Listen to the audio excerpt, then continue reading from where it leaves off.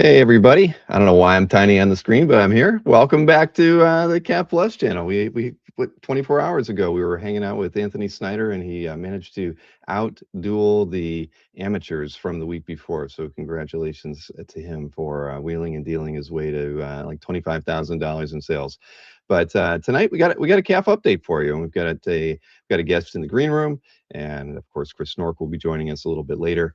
I don't know what draft Marcus is talking about in the chat, but I'm sure it'll be a lot of fun, whatever that is, Marcus. So yeah, busy week here at the CAP HQ. Lots of stuff going on, and all of it good. Lots of mystery stuff, sketch good things in the works. I think we're over. Gosh, where are we at now? I think 323 total sales in 3 weeks, which is pretty amazing for being halfway through them.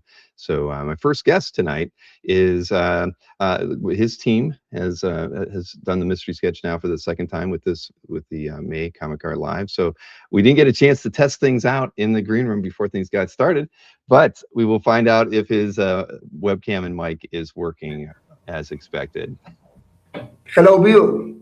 Hello, should I say Nicholas or Nico? We didn't get to talk at all before this thing got It's started. the same. You can tell me Nico or Nicolas. It's the same. All right. Pleasure. A pleasure, Nico my works friend. for me. Well, nice to meet you. We've emailed numerous times over the past several years, but we've never had the chance to meet in person. And Yeah, like I just mentioned to everybody, this is the second mystery sketch that you guys have participated in, and we've got I forget how many artists you have participating this time around, but we appreciate it. It's always fun to get new artists and in some cases some that we're maybe just discovering them for the first time, and that's really part of what the mystery sketch is definitely about. So thank you for being a part of it. yeah. Thank you, you. Thank you because you are the man that make the magic real. So for us, it's an honor to be tonight talking with you. Well, tell me a little bit about yourself, Nico. I know you're related to a very famous comic book illustrator. Yeah, I started with my dad, that is Eduardo Risso. You may know him. Like 10 years ago, just helping him with the commissions and selling some original art. And then in the pandemic time, we had to uh, make new You had things. to improvise, like many of us did, right? Yeah. So I realized that I like it a lot to be in contact with collectors. I've been traveling with him to a lot of conventions. So I started working with another artist from Argentina, from here. So we sell original art from Argentina to the world. And well, it's been like 6 years that I'm doing this, and it's increasing year by year. No, That's always good sorry to for hear. my English. No, I can understand you just fine. I'm sure no one's complaining in the chat either, so you're doing just fine. Okay, that's good. Thanks, the chat. Well, so I mean, is this your full-time job now, or is it still something that you're doing on the side? Yeah. I'm full time working with this. Nowadays, I have two daughters, so I have the time that they give it to me to work with comics, and then to the family.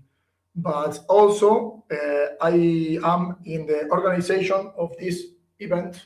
That is a convention that we organize in our city in Rosario, Argentina. And well, this is the name is Crack Bam Boom. It's a convention totally for comics, not movies, not TV series. It's all So comics, no yeah, entertainment. yeah. Uh, so I am in the organization of that event that is once a year. And when is that held? It's in August. August, we will have 15 years doing this. So It's a really cool festival. So do I assume some of your artists attend that? Yeah, yeah, we have a lot of local artists, and we have like 6 or 7 international artists that come to our city, and it's crazy because we live really far away, and when they come, they love it. We had the opportunity to have Jim Lee, Frank Miller, Frank Whiteley, a lot of great artists come to Crack Bam Boom. Well, that's awesome. You got Frank Thanks Whiteley. to Make my it Frank dad. Whiteley. Thanks to my dad. Well, we need to talk to your dad, I think. But Yeah, speaking of your dad, I saw Marcus ask if Ed Rizzo was participating in Mystery Sketch, and yes, once again, yeah, he is. He's doing a 9 by 12, just like last time. yeah. He will be doing a mystery sketch too. So uh, some lucky guy will receive something from him. So did growing up around your father and his artwork, did it rub off on you? Are you an artist as well? No, we are not. We are three, and no one is artist. I think it will skip the generation because my daughter, she's 7 years old and she's really good drawing. So maybe the talent skip one generation. No, Well, that is entirely possible. So, yeah, but but we have definitely appreciated your father's work over the years. Clearly there's a lot of his art on comic card fans and collections already. But yeah, w- I saw a lot of stuff there. oh yeah, I should have checked to see how many pieces he has on CAF. But I mean, it seems like at least once a month we pick one of his artworks to talk about on this show later on when we kind of pick our favorite pieces of art from the week's worth of posted things from collectors. But yeah, your dad's a legend. Oh, thank you, thank you. For me, it's my dad, but I know he's been working since a lot of years, so he has a name nowadays. Well, for me, it's an honor too. No? There you go. Casper said that he got to sit next to your father at an exhibitor table in 2007 when he was exhibiting there as well. But didn't Well, we didn't get a chance to speak to him. But yeah, 2007. we had we've been in to New York. I think like 3 years ago. So I think we will need to return to the States soon. I think you need to as well. Yeah. We should Uh, talk to you guys about that. Um, yeah. but can you name all the artists that are participating in Mystery Sketch for the team this time around? I mean, I know you rep quite a few more than. Yeah, yeah, we have a big group, but for the mystery sketch, I will remember we have Juan Bobillo, then Javier Goscarelli, Paito, my dad, Eduardo Risso, then we have Pablo de Bonis, Gonzalo Ruggieri,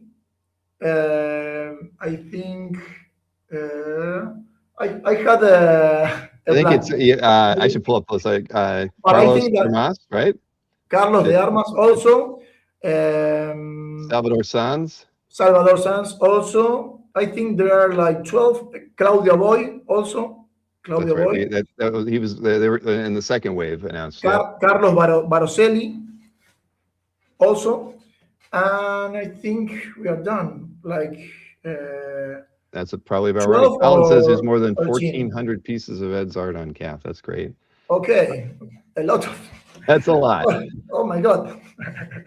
A lot of art he's been doing during the years. And that's probably only, like 10% of the artwork he's Yeah. probably created. Yeah, So yeah, yeah, yeah. Tim Guerrero says that he would love it if we invited Ed Rizzo to OAX next year. He would love to meet him. I've actually never seen Ed at a show either, but I don't get to New York too often. So if that was, is that the last show that you guys have been to in the I States? I look for you in New York and I didn't found you, my friend. I want to say hi. Well, New York is, I go to San Diego every year. So Okay. so it's tough to do both. But you never know. I might make it back. Well, but maybe next year in OX we can meet. If we can go, we will be great. It's a possibility. Exactly. All right. Well, Peter Rose says he's a fan of Carlos's work. I think many people Carl, are. Carlos is amazing. He's amazing guy that live in Buenos Aires, and the art of him is incredible. It's a Yeah, we lot love of when details. those pieces where he draws the multi-character pieces on Yeah, yeah, the yeah, yeah, long horizontal pieces of art. Those are those are incredible. yeah, yeah, yeah. And for me, it's really impressive the detail he have in his work. When you see the page in person, it's unbelievable. Yeah, Well, I have no idea. Well, we still have a few more mystery sketch assignments to get to you, but yeah, those who ordered early probably have the best chance of getting on Carlos's list or Ed Rizzo's list because I'd send out your assignments a little bit earlier just because where you're at. You're one of the groups that mail your art me to then ship out. But I know I'm going to get you another round of assignments probably by Sunday. I think is the next pull that I'll be doing, which is good. It still gives you guys a few weeks to get everything done and shipped up here. so, and how is the organization of Comic Art Live? How is it Comic Art Live going? It's going pretty good so far. Yeah, Have you set up your? Have you like, claimed your booth during Comic Art Live, or you're gonna set up? I know you've been set up for the last few. yeah, yeah, yeah. And congrats also for the new visibility of the page, of the main page. I like it a lot. Or the redesign. Thank you. I I will know not tire hearing. it's a lot of work, so congrats. It's really good. It did. It took a little longer than we wanted, but we're very happy with it. It definitely gives us a more modern feel while still sort of having, it's familiar. It didn't, everything's Yeah, kind of yeah, in the yeah, yeah. same place. It's The thing that easy, still easy. throws people is where how to get to where they're managed their gallery. I had somebody email me an hour before the show. They were just so used to having the link, the text link in the menu that said, manage your collection, that putting it underneath the avatar is still a little confusing for people. But we're getting there. Yeah, yeah, yeah, yeah, yeah. We're doing better now. Yeah, yeah. Every time better. So that's I find important. myself going, putting my cursor in the same spot for certain things that aren't there anymore. It's like, oh yeah, nope, it's not there. It's over here. All right. But when you do the same thing for 13 straight years, it becomes a habit. But so you could tell Oh, us like right now you guys don't have any shows in the States planned as of today. uh, nowadays, no. I hope in next year we have a show in October in Italy. We will be in Europe, but not the States. So I'm planning and I'm talking with my dad to return next year because it's been a long time. But nowadays, also we have a problem. Sorry, I don't want to talk about politics, but it's difficult for us to come to US, being in South America. Hmm. So I hope we could made it, but it's been tough. We've had, The yeah, even with OAX, a few artists just say they'd rather wait it out, see how things go. But we yeah, understand. I hope get better, but if get better, we will be there You'll in be next up here year. more frequently. Hopefully, Yeah. hopefully, yeah, Well, Casper says if we can get Nahuel Grego, we can get Enrizo to OAX. Now we're also a great artist. I know him. Well, I'm talking with my dad to go to OAC, so I think we will make it. Then I will. write you to give me more Well, we details. definitely want to talk, that's for sure, Yeah, and probably talk to you about some other artists as well that might be able to make it up here. But part of the reason you're here tonight was we are doing a giveaway yeah, for three pieces of art that your team was yeah. so generous I to have here contribute. with me. May I show you or Yeah, please. I have a yeah? scan of them as well, so but we can show them Okay. off if you have them in hand. I have here a piece of Gonzalo Ruggeri. That is a Hellboy watercolor, and the measures are 530 per 730. So this will be for the giveaway. And then I have a she-hook done by Juan Bobillo, and this is the measures are 730 per 1130. And then the third one is a Shona Hex layout done by my dad for the 2010 movie, and it's 9 per 12 the measures. So this will be for the giveaway. Uh, well, I don't know how you you do for the. We've got I have 318 names to Okay, randomly draw from. So okay, we'll do that in a minute. But no, those are fantastic. Thank you for doing this. We really no appreciate problem, my it. friend. I had no idea your dad was involved with the Jonah Hex film. Yeah, yeah, he made some layouts for the pre-movie, so we have uh, I have more of those layouts, and are really really nice because then when you saw the movie is reconforting, for us to The make movie didn't that live up work. to expectations of the comic book readers, I guess, right?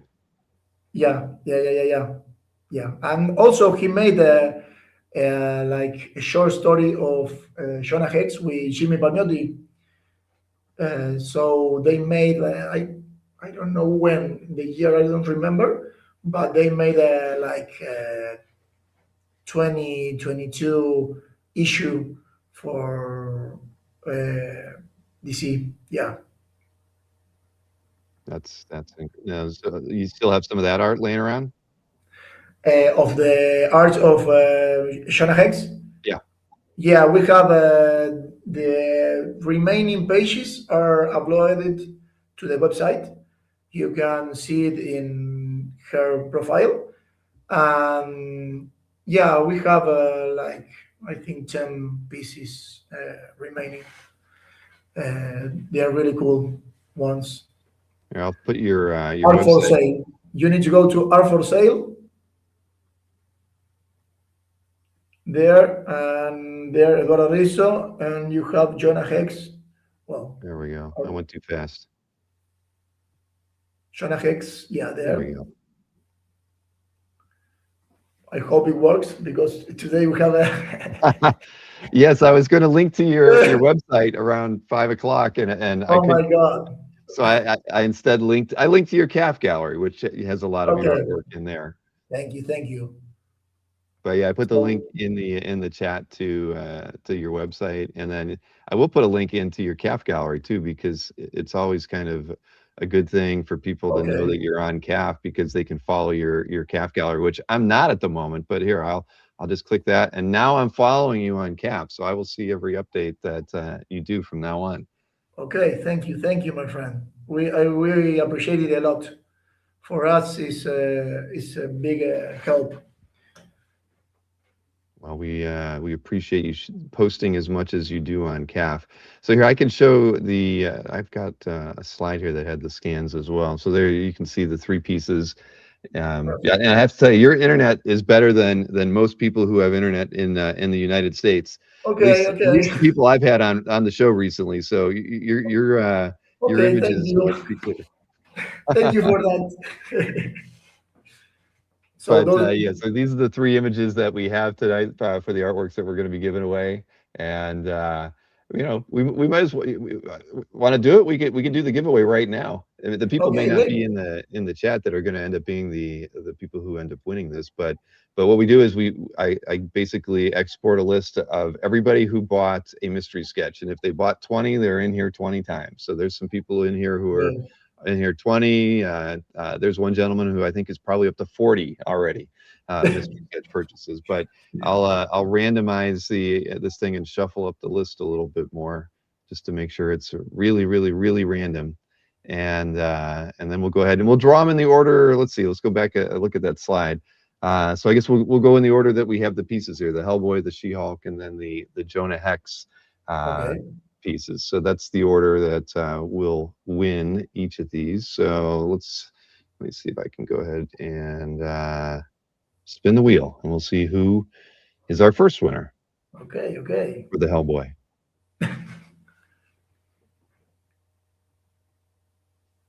No, Matt Tutulio cannot win. Matt cannot win. He's on the payroll of but look, I'm going to be able to remove all instances of Matt's name from this. I know everybody's probably shouting rigged right now in the chat. Yep, yep, it was. But here, look at he is knocked It can out. happen. No, it can happen. He's knocked out. He is not allowed. We're going to try this again. So Okay. Okay. I do know that Go we have again. at Go least again. two other people on the payroll who have bought mystery sketches so far. So yes, hit the like button.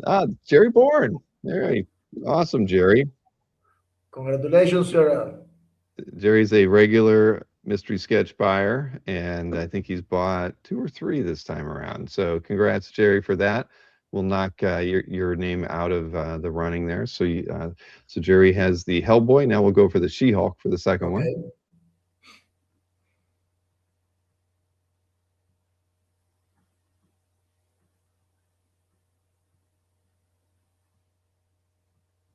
Dan Goodwin. Man, Dan won the one last week too. Dan is a lucky Okay. man. He's a lucky But guy. yeah, we're gonna knock his names out of here now too. He's not on the payroll. Okay. All right, he's out. So let's see. We got one more try here. Now this is for the Ed Rizzo.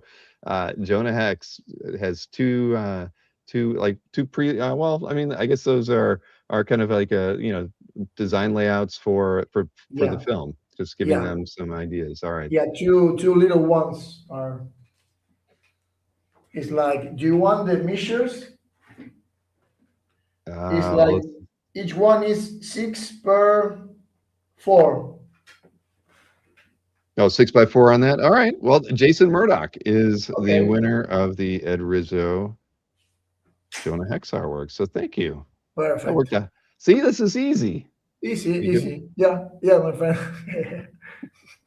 here, we can take that off the screen. All right. Well, there we go. We'll Okay. have to make sure that we remove Matt Tutulio from future uh, uh, option. Well, no, it's kind of fun to leave him in there just to see if he wins multiple times, but it makes it more fun when we knock him out.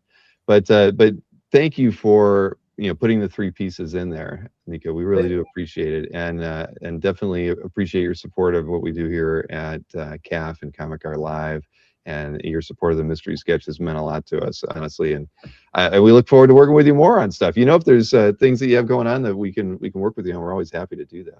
Yeah, my friend. Thank you again for this connection and for all your support day by day, because I know I'm some days I'm how do you say, like just writing to you, and I know you are with a lot of work, but you always answer me. So for me, for us, it's a lot, and we appreciate it a lot. So thank you again for all your work, and just, well, keep going, because you do a great job, and you Well, help us a lot. I appreciate hearing that. We all do here at CAP. But no, this is great. So I'll be in touch. I definitely will get an email out to you by Sunday with another, set of mystery sketches. I know that We stay we've in got a touch, few in. Bill. Well, thank you for this time. Well, my pleasure, and I'm glad that you have good internet and a family that's supportive of you in your artistic endeavor of repping other artists. And I got to ask you though. I mean, what's your primary vehicle of promoting and Rizzo art? I mean, do you use Instagram? I mean, is there something that we could share with people that would help We people find yeah, out we, about we your page? use we use Instagram for just showing our art, and then our website. But for us, the CAF is like the main page, because we are always doing business there. So that's why So I'm you do a so, lot of business through CAF. We like yeah, to hear that. yeah, That's great. yeah. I did find your Instagram too. I'll throw that. Oh, well, see, Kaz beat me to it. I almost was ready to copy paste it in there, but he's. Okay, All right. Well, okay. Nico, listen. It's Thank you again it's been for a pleasure. I the. hope to see you next year in person. No? I think that we are going to work something out. I guarantee you Okay. that. We're just getting started on thinking about 2027. It's in March next year, but Okay. so Perfect. Perfect. we've I got will schedule. 11 months. Yeah. Well, Bill, thank you again, and I hope you have a great call next Thank month. you. Thank Huh? you. And yeah, I'll be sure to be going through through your booth when everything is open to see what you bring to the show. Perfect. Stay in touch, my friend. Thank you All right. again. Thank you, Nico. Good night. Bye bye. Oh, that was awesome. So yeah, we had Dan Goodwin is like he is a lucky man. We're gonna have to have a talk with Dan and see how does he have that much luck to get drawn twice in consecutive weeks. Pre there's no pre OAX commissions tonight, Marcus. We haven't started that yet. But yeah, so congrats to Jerry Bourne, who I don't think I saw him in the chat. Jerry's gotten some good mystery sketches over the years. I know who did he get? The first one I remember he got was from Joe Dragunis, and he's gotten a couple of good ones. He always picks the babes, I think, is what he goes for.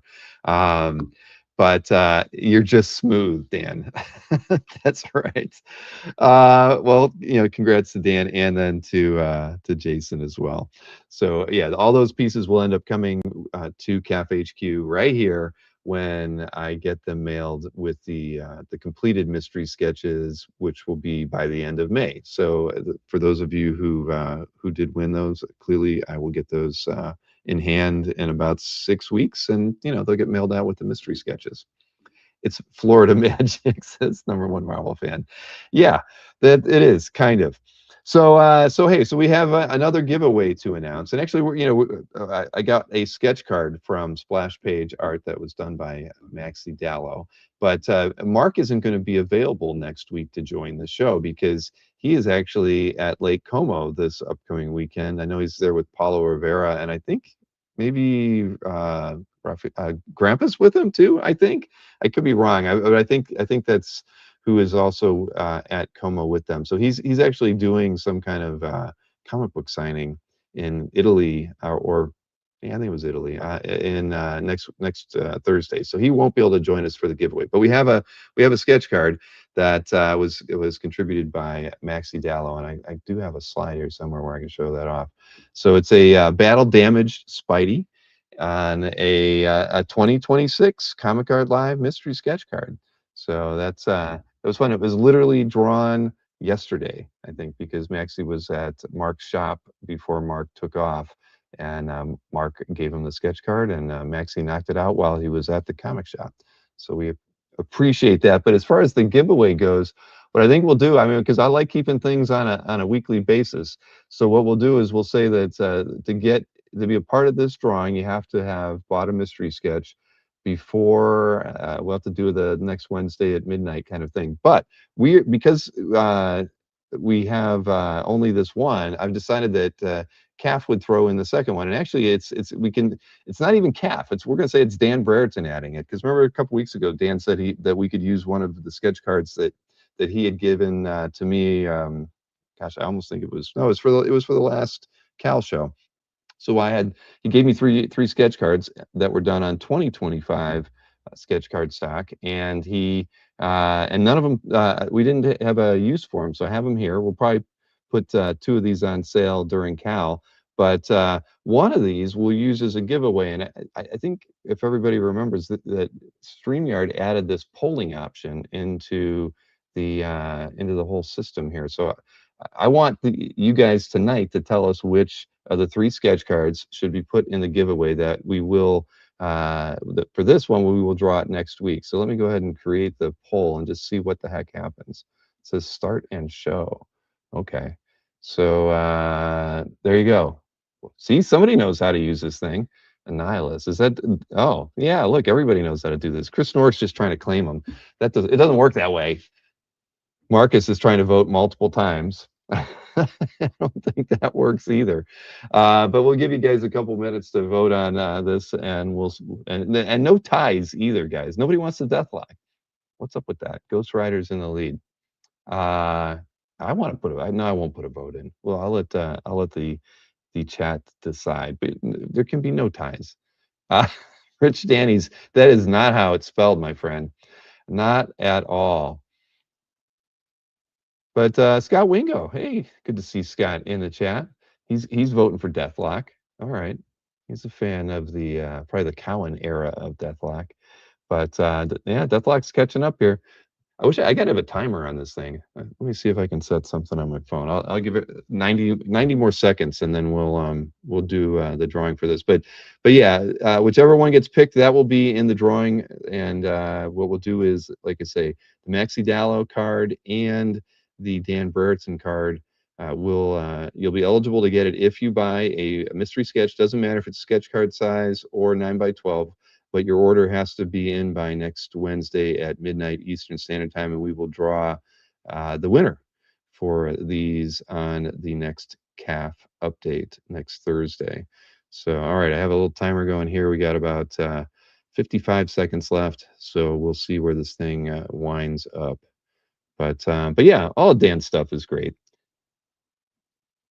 Those of you on his Patreon have probably gotten a few of these in the past before. Boy, lots of voting here. Colin is leaning towards Annihilus too. All right. Yeah, Deathlock doesn't look like he stands a chance tonight. Dan Goodwin. Yeah, exactly. Yeah. If lightning will strike you, Dan, if you win 3 weeks in a row. We're going to end up having to invent the Dan Goodwin rule that after you win, we remove your name from the hat. Just because we can't have somebody dominating the whole giveaways that we do here. So I'm down to 10 seconds, everybody. Come on, Ghost Rider is still in the lead for the giveaway option. NSN is trying to swing it for Deathlock, but I don't think that's going to be possible. We haven't made the rule yet, Dan.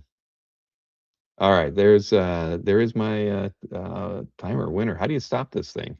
I don't even think there's a way to actually have it say. Oh, there we go. I can just say stop. All right, Ghost Rider it is, everyone. Thank you for those who put their vote in there. I don't know where I put the cards. I was actually going to pull them out, but I guess I won't because I don't know where I put them. Oh, there they are. Here, actually, I can drop this. Where's the slide? There we go. So, and it is a very nice sketch card right there. And as you can see on Comic Art Live, mystery sketch card stock from 2025. We're going to put the other two. The other two, I will make sure that we have in the Comic Art Fans booth available for sale during Comic Art Live in 3 short weeks. So thank you, Dan Brereton, for that. He was on the show when we were promoting his Kickstarter, and he offered that I put one of those into a giveaway for him. Now, how do I hide this thing? We got to get rid of the. There we go. I'm learning how to use these new tools. All right, but thank you to Mr. Rizzo for his donations, and also, yeah, I just, if Dan Goodwin would just take Ron the rooster off my hands, I'd be happy. He doesn't have to pay for any shipping or anything else. But we have a rooster that is continuously. He loves Emma, but whenever I'm out there, he is. It's funny. You start to realize how phrases get coined, right? He's getting kind of cocky.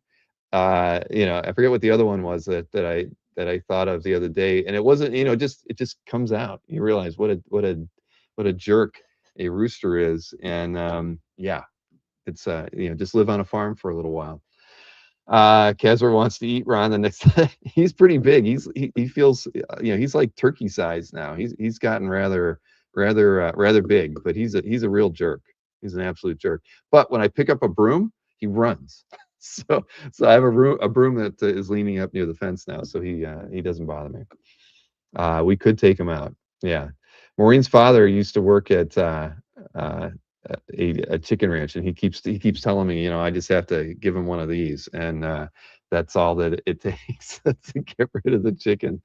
Ron, did I name him after you? No, actually, when the chickens were chicks, Ron he was very red, and so we decided to, there was a very red hen, and there was a very big hen. So the red hen became Ron, Ron Weasley, and we had the big hen we had named Hagrid.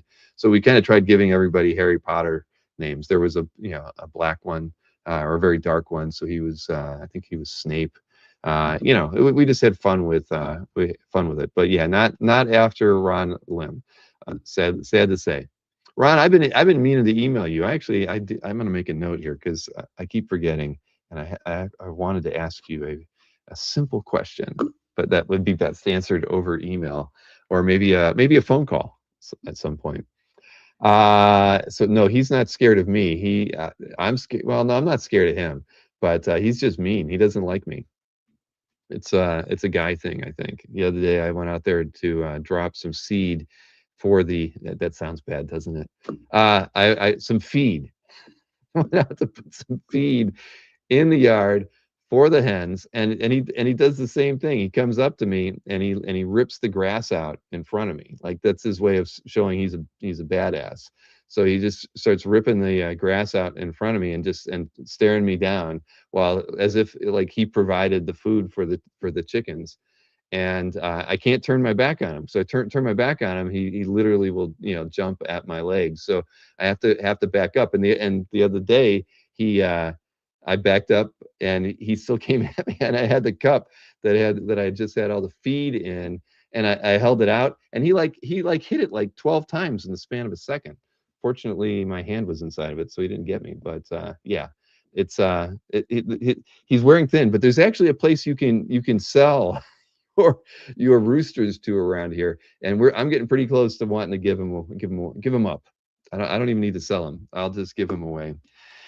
All right. So we got all that stuff, all the giveaway stuff done. So that's where we're at. I can tell you that I had Jiggy and I were texting today, and Jiggy has some fun ideas for some last round giveaways, and actually I was going to talk with Kazra about them tomorrow, because we have a meeting just to kick around some of the ideas that Jiggy had, so we can come up with some cool extra giveaways to give out in the last 3 weeks here. But I will say that again, we're probably around 325 right now in total sales, which again is, I don't even remember. We were at 410 last time we did mystery sketches. So being at 325 ish right now is amazing. We have 3+ weeks to go. Sales will continue till I think noon on the first day of Comic Art Live, so the 16th of May. So we've got just over 3 weeks to get some more sales in. It would be well. I'm not going to throw any numbers that I'd like to see it hit, but we have some. We have a pool going on here at CAF HQ. So yeah, but the numbers are looking great, and we appreciate everyone's support of it. We've had artists reach out to us even today that want to take part in Mystery Sketch, and because the sales look so good, we've been bringing on a couple additional artists. So I can tell you that next week we will have a third wave of announcements. It'll be a lot smaller, but I would expect us to be guaranteed to be over 100 artists participating in Mystery Sketch when it's all said and done. Number one Marvel fan would like it to hit 500. Yeah, that would be a very good number if we could hit 500. Honestly, and I think that's achievable. Tom, definitely is. Uh, give away a signed hole in one golf ball by, I think that one's going up on the mantle at the Jiggy Cruise condo plex. I don't think he's ever going to give that one away.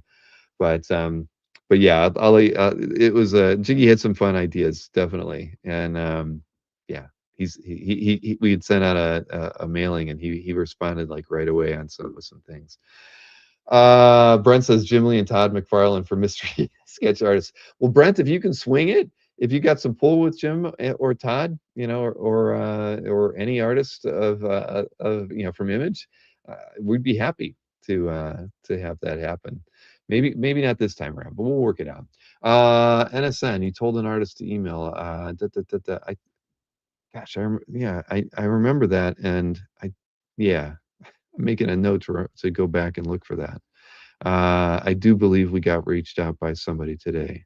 But okay, cool. Brent is going to get right on it. Next comic art golf balls. That would be fun. That would definitely be fun, Nick. But all right. So I have a weekly flip for everybody. Tom, #1 Marvel fan, sent this in last week, and I got a little sidetracked and forgot to play it last week. So I have it ready and raring to go here for this week. It's short. It's probably the shortest flip that we're ever going to have. But the cool thing is that I did note that Tom uses the same sketch card binder portfolio that Dan Goodwin uses, because Dan was over here, like a month or so ago, and brought his sketch card collection with him, and it was this awesome 4x4 portfolio that really was impressive. I mean, as far as the way to present your sketch cards, I've got this, makes my tiny 3x3 look pathetic in comparison.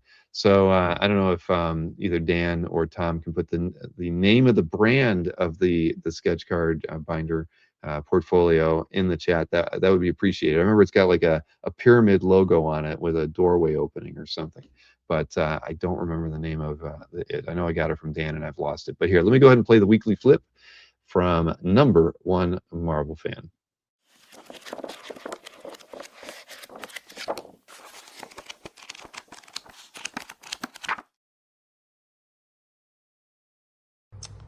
Welcome to the collection.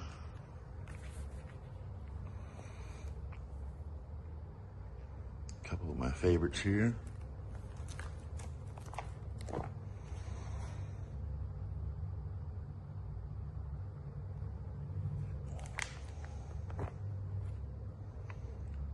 There's still so many I need to make sets.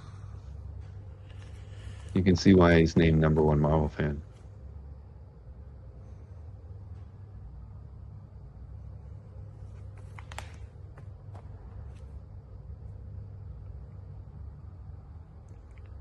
All the ones that I need keep going up and up and up and up in value. So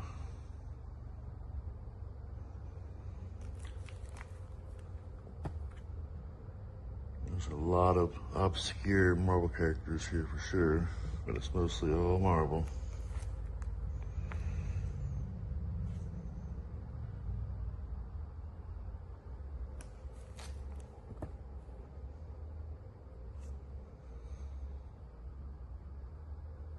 I miss these kind pretties to do. I try to get everyone I can find. There's some LAX cards from the sketch event. And that's all of them for now. Thanks, guys.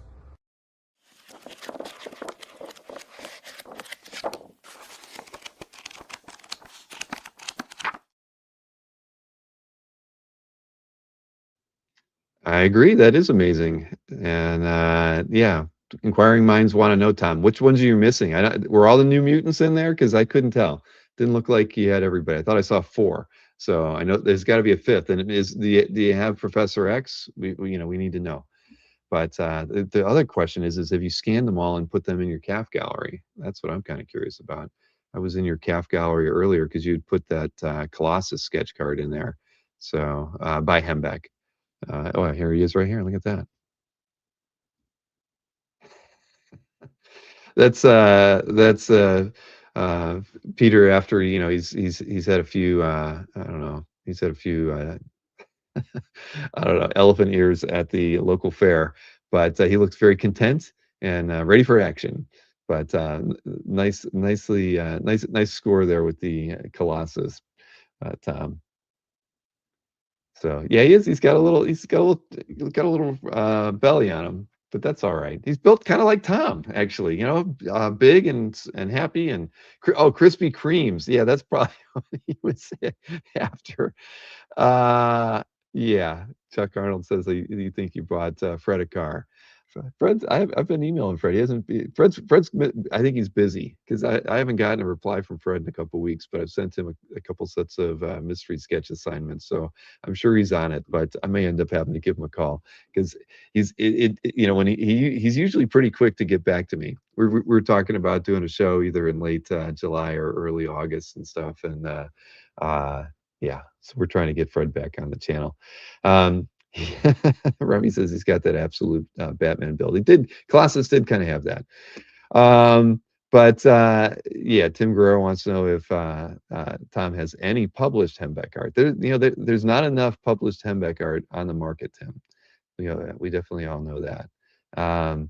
Anyway, so what was I going to go and show off next? I think, what do we got going on here? Yes, last week I didn't get to talk too much about booth setup, even though we did get the, booth setup did start last Thursday. Everybody knows they have just over 3 weeks to complete their booth setup. I think right now we're around like 80 people who've started setting up their booths. So, decent start, but we can always use more, right? That's the goal. We'd like to have more and more people setting up their booths. But so how do you get to it? It's underneath your avatar. That's where all your admin related stuff is. So same place as it was before. Essentially, you go to the page where you would manage your galleries. In the past, remember there was a box up here with a countdown and all that kind of stuff. We just chose to move it to the first line above your gallery room. So when you want to manage your booth, you just go in here. You got to be premium. There's a kind of an outline that we present to you before you get to this page to manage your booth, where it just kind of gives you an overview of what we expect you to do. So how to behave, how to take care of your customers, how to set up your booth, all that kind of stuff. And then after that, you never see that again. You just go straight to this page like I did. So I think look at that, Ashton as a Dino Wrangler. I guess Maureen was in here testing. It's $16. I don't even know what. Okay, so you can see I haven't added anything yet to my calf gallery, or my calf gallery, my Cal booth. I mean, it's been a long day, but either way, everything is mobile friendly and happy, as you might expect. So this will work well on your phone. You can manage your booth now, no matter where you are. Even during the weekend of Comic Art Live 13, you'll be able to much easier manage your experience on Cal through here, which is good. I mean, we put a little extra time in making sure all this stuff lines up great. We're working on the outside of the site right now, and it's coming along very nicely. I think we'll probably be done by this time next week, which will give us some extra time to mess around a little bit and probably add a few more features to the outside of the site that we want to get involved with and get out there. I'm not holding back anything from Hembeck, Marcus. I can assure you of that.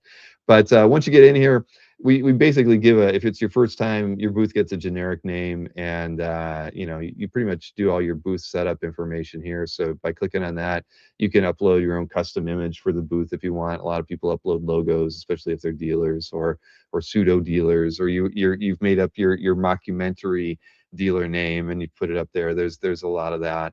But you type in your intro here. You can put in different ways for people to communicate with you throughout the weekend. We want to make it as easy as possible. So if somebody's preferred method of being contacted is using Facebook Messenger, you can throw in your Facebook ID, your WhatsApp number, your Facebook handle, all of that stuff, Instagram, Twitter, even YouTube, if you want to. And then you just kind of fill out other things like what your domestic and international shipping is, give an overview of that, and you update your booth, and away you go. You're all set to start adding artwork to your booth. And the booth is comprised of 2 art drops of 24 artworks each. You get 24 on Saturday and 24 on Sunday. You're able to post to each drop by basically up until 10 a.m. of the day of the drop. So the Saturday art drop you can post artwork to until 10 a.m. on May 16th, and the Sunday art drop has to be completed by 10 a.m. on Sunday, May 17th. I do. My shipping is the best. That is, yeah, everybody can call me now. I think my phone number, no, I don't think my phone number is in the footer of the emails. They were at one point. But either way, yeah, you can, it makes it real easy to add stuff. Adding artwork to the booth is pretty much just like CAF, but even a little less data that needs to be collected.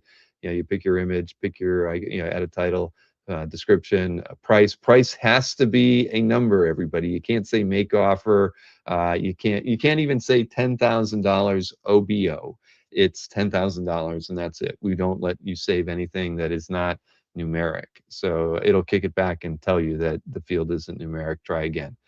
So, but everything else is pretty much the same as far as CAF goes, as with the first and last names and art types, media types, all that fun stuff. For those of you wishing to use the Stripe checkout that we have integrated into this, you just have to shoot me an email. We can talk about it. bill@comicardfans.com. We do have Stripe integrated. It's mostly used by artists these days, but we can give you this whole scoop on how it works and how all things work. Yeah, there's no haggling, Rich Danny's. You get it. Pay the price or keep on moving. It's not that bad. Uh, Thanks, Marcus. You're always a a ray of sunshine in the chat with comments on CAF. Okay, but that's it. That's as far as But throughout the weekend, there's things that you can do. There's a fact video for those of you who really need help. Gwen has done the updated version of that, so you can click on that. It'll take you over to YouTube. There's announcements that we can talk about closer to the show that you get to do when you're running your booth, and there's an emails built into this now as well, so you can view your email from within Cal, or well, actually, I didn't realize that it does take you over to your booth. That's because we integrated Cal Mail into CAF Mail. So there's a filter on your mail right here that allows you to pick stuff, and if you have booth emails, Cal is one way to filter on it. So keeps it simple. And we got booth stats in there. We haven't put the preview booth link in there yet because we're just finishing up cleaning up the front end. And once that's done, there will be a link probably right next to stats that says preview your booth, so you can see what it's going to look like to everybody who's going to your booth during the show. I'm not following the chat at all. But there you have it. And as far as mystery sketch buying goes, the deal is you got the link right here in the right-hand column. I can tell you that I think probably tomorrow or on Saturday, I'm going to update the header. I'm going to move the show's link underneath resources for the next 3 weeks so that Comic Art Live is the link up here in the top menu, since a lot of stuff will get added in there as we go, where you can get to your saved art during the show. You can start saving exhibitors even in advance of that, because we do start the preview for booth exhibitors about a week in advance, so you can see who's exhibiting. I can even show you. No, I'm not even going to show you that page now. That page is done. But yeah, that's the plan will be to replace shows temporarily with the Comic Art Live link, so you can start getting used to seeing it there. And I can tell you that definitely during the weekend of the show, the right column will be replaced primarily with Comic Art Live related items, top viewed stuff, just different ways to discover artwork will be in the right column. So desktop users will definitely be getting the better experience than the mobile friendly version of the site. Murdoch asked, Mr. Sketch has started being farmed out to the artists yet? Yes, they have, Murdoch. We started doing it 2 weeks ago. So 1 week into it, we did, because we have a couple different groups that are out there now that we didn't have previously, and some of them are out of the country. So let's see. I think who is the new group? I always forget the name of them. Oh, Alter Comics group. So they're in Argentina. Kazra would probably correct me on that if I'm wrong, but I should know because I mailed them their sketch cards. But with so many out of the U.S. groups that we're working with, including Yoshi's group from Japan Comic Art Expo, we needed to we want to get everybody started as early as possible so that they mail their mystery sketches when they're completed into me. And Alter Comics group said they were going to have them to me buy the show. They were confident. So we'll see. I trust Fabricio to get them to me. Let's just say we're gonna expect them on May 15th, but we'll see. The Rizzo group basically got their stuff to me, I think, even less than a week after Comic Art Live was over last year. So again, we want to just make sure we get everything in early. So essentially every artist as of today has uh, somebody, they at least have one assignment or more. But yeah, we went through and I just made sure that yeah, I think most people have two or more probably at this point. But yeah, I wanted to make sure that everybody who was out of the country had an opportunity to get started early, and that includes Rich Danny's, who I think has 5 assigned to him already now. And Newell did order a mystery sketch. I checked my email while Tom's video was playing, and he did pick up a mystery sketch. So thank you, Newell, for that. Reminder, everybody, because I don't think I put it in the show description, but I should. I'll make sure I update it. But yeah, let's see. At least get the sketch app link in the chat for everybody. There we go. And for those who are paying attention, I actually did include one of Rich Danny's completed sketch cards in some of the PR mailings, I think, that went out, because I won't say which one it was, but he was one of the people that have sent me in a completed image early, and I was like, yeah, it'll be fun to put one from 2026 in the promotional graphics. So the mailing that goes out tomorrow may or may not have it in there. Again, I don't know. I might switch it out. But number one Marvel fan is excited for this mystery sketch. Go. I agree. This is a good one. We're going to set records with the number of sketches sold, and I think we're already at a record with the number of artists that we're working with, which is always great. Like I say, it's fun to be able to employ artists for something that does good for CAF and also does good for the artists as well. So we really enjoy doing this, and I can't wait to have 200 or 300 mystery sketches to mail in about 6 or 7 weeks. That's going to be a lot of fun. And I might ask Dan Goodwin to swing by and help us pack. That might be fun. That'll be Dan. Yeah, Dan. Maybe I'll give you one of your winning artworks when you come here and help us do some packing. We do an assembly line here on the bar. It takes a couple days to get through them all, but yeah, it's fun. All right, so I got the flip out of the way, booth setup stuff. I don't think, I never did really get to show you guys the mobile friendly version of CAF and walk you through it. We had those problems with the way the little viewer worked. I'm sorry I didn't get to do that, but seriously, the easiest thing to do for if you're experiencing the mobile friendly site is just to, I can shrink it like this because that's about the size of it when you're using it. It looks, again, ironically, it looks a whole lot like the app. But as far as the menus are all replaced with the hamburger menu up there. So it's at the three lines right there. You just click on that, you get to the CAF menu. If you're logged in, I moved your account and collection stuff to the top rather than having it at the bottom, because I figure that's a lot more accessible for you. That's probably what a lot of people are using CAF for on their phones, is updating their CAF. But yeah, everything's mobile friendly, works really well. Even managing all of your CAF keywords or your Art Scout alert keywords, all of that is all handled through here as well, just like it would be if you were on desktop. So, but yeah, I haven't had anybody complain about the way the mobile friendly site has functioned and worked so far. I've actually used the mobile friendly version of CAF in Chrome on my phone more than I've used the app the last month. So it just works.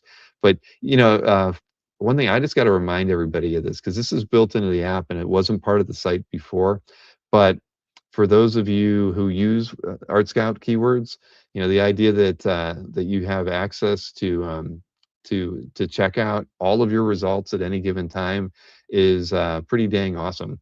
And so what we do is we actually store your Art Scout keyword alerts by piece for 90 days. So any alert that you've ever gotten will be listed on this page, and it's accessible underneath the for sale menu and the Art Scout link. and this shows everything that you've been alerted about matching your keywords for 90 days. And if something gets sold and removed, it gets kicked out of this list. This was only available on the app since when did we roll that out, Kazra? I think V2.1 was November of last year. So people who use the app had access to looking at stuff that was already pre-selected for them based on their keywords.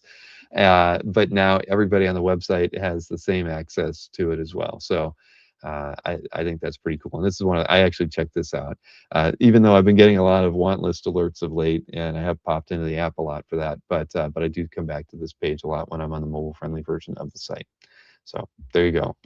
And it's always good to mess around with keywords. I haven't modified mine in a while since testing. I've got to clean mine up and get it more focused back to what I wanted, because I put in a lot of like just goofy stuff just because I wanted to make sure that I was getting a lot of results, because that's my biggest problem now is it does have a lot of jumbled.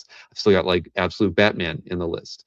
Now it's nothing against Absolute Batman. I'm just not into it, but it's in my it's in my list to keep getting them. So all right, now I'm looking at art for sale. I got to close that window. All right, so we can keep. I know this is gonna. We're gonna go get through tonight a little bit earlier than usual, I think, because I'm gonna go ahead and show off what do I got. I think it's a schedule we can look at right now. Right? Yeah, there we go. Lots of stuff you've already seen. We've got an interview with Brian. I'm gonna say Keown. If he's out there. I just emailed with him earlier today. He sent me his mugshot where he was at OAX, and his mugshot is one where he was hanging out with John Romita Jr. So I'm going to get that queued up and on the schedule up on YouTube for people tomorrow. We have Jeff Moy is doing a Wednesday night show, Art Drop, at 9 p.m. So that is going to be, we've done a few alternative art drops on Wednesday nights, and Jeff was up for it. I could tease the artwork that he's bringing, but I won't because I know that he put the price in the title of all of the pieces, and I don't want to like show all the artwork and have you have you all know what the prices are on them in advance. So I can't show any of that tonight. I actually was going to do it, now I realize I can't. But I'll I'll do a preview. I'll figure a different way to do a preview and let everybody know about it. But Jeff, he's got a lot of Legion artwork. He's also done some package deals, pre-packaged deals. He does a lot of sketch covers and commission style pieces, and so he's going to kind of put together some package deals as part of that art drop. So that'll be fun. Then let's see. I've got Bertrand Brillios, who is the guy with all the Paul Smith artwork that was at OAX in February. He's going to be doing a show with me. He has promised to have all of his art and scans and prices to me tomorrow. So I'm looking forward to seeing what he's bringing. Although we told him it has to be the full gamut. Don't just bring me bring the $15,000 and up Paul Smith X-Men pages. We got to have some low and mid-tier stuff at prices for all ranges. So I'm looking forward to getting to hang out with him on that. Yeah, I know you know who Jay Gonzo is, and it's not. You've got some of his art in your collection. Yeah, I've got the Heritage preview with Joe, Jay Gonzo, who NSN is a big fan of, as well. We have Matt versus Anthony in the third and deciding match. What is it?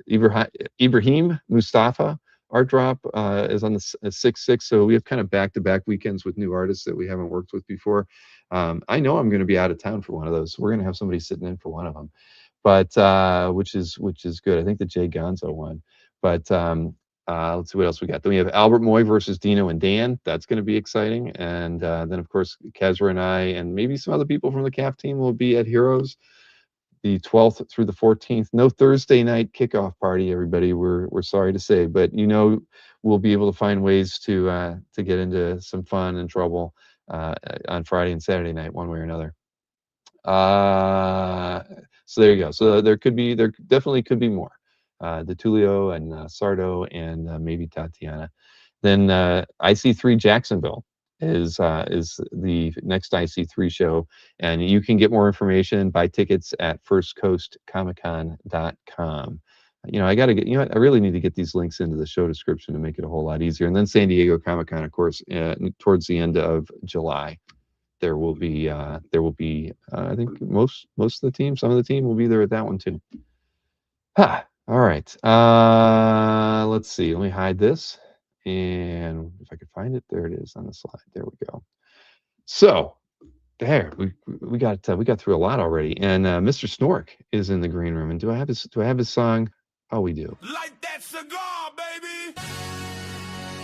Wisconsin beer break. Snorek. Comic on head, watch him collect. What's up, y'all? The man is in the house. How you doing? I'm good. I'm ready to rock. Yeah, it's a little early tonight, but it's good. It's good. I had I've got I don't know, I've got a lot of stuff going on around here right now. But how you been? How was your week off? It was great. Yeah, no complaints. If you could see just a little bit that way, you could see I painted an entire Warhammer army on my You did vacation not. after we got back from Nashville. Doesn't that take a lot of work and patience and It stuff? does. You know what I did? I got up in the morning and I did just what I would do if I was going to go to work. I made coffee. I threw in a Zen and I was like, let's work. I treated it like a job for like 7 days and it just ran through it. Can you be hired out to do these kinds of things? I don't know, man. It's a lot of work. I Yeah. barely like doing it for myself. All right. Kazra, good idea. It's a little chilly for that tonight, but yes, that is going in the memory bank. I will do that. Awesome. Yeah, you should do that sometime. I still I don't know how to smoke a cigar, man. We're gonna have to go over that one more time. You rooked me though when I thought you were interested in smoking cigars and you were just gathering information. I still get those catalogs. I think I threw Yep. them in the other day. Yeah, I get them like every month now. You'll get them until the day you die. Yep. Take it from me. Yeah. Well, I'm still, I want to try. I got to try, right? All right. Yeah. I'm the Clinton of the comic art. Ah, boy. All right. No sexy interns for Bill, Kazra. As CEO, you're entrusted with that. Yeah. No, I don't want to get into any trouble around here. But any new acquisitions for you? I got that. Was it last week? I got the Laraz that I posted. Oh, that's right. You did. Yeah, you Yeah. got that. We'll show that off tonight. That was that was always popping up in my most viewed list for a while. I got a lot of. Thank you everybody who liked and commented, and yeah, it gathered a lot of attention. It definitely did. Now It's worth it.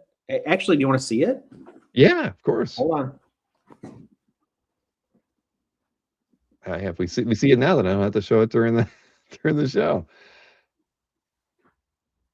But yeah, I almost did. I pick? No, I did not pick it.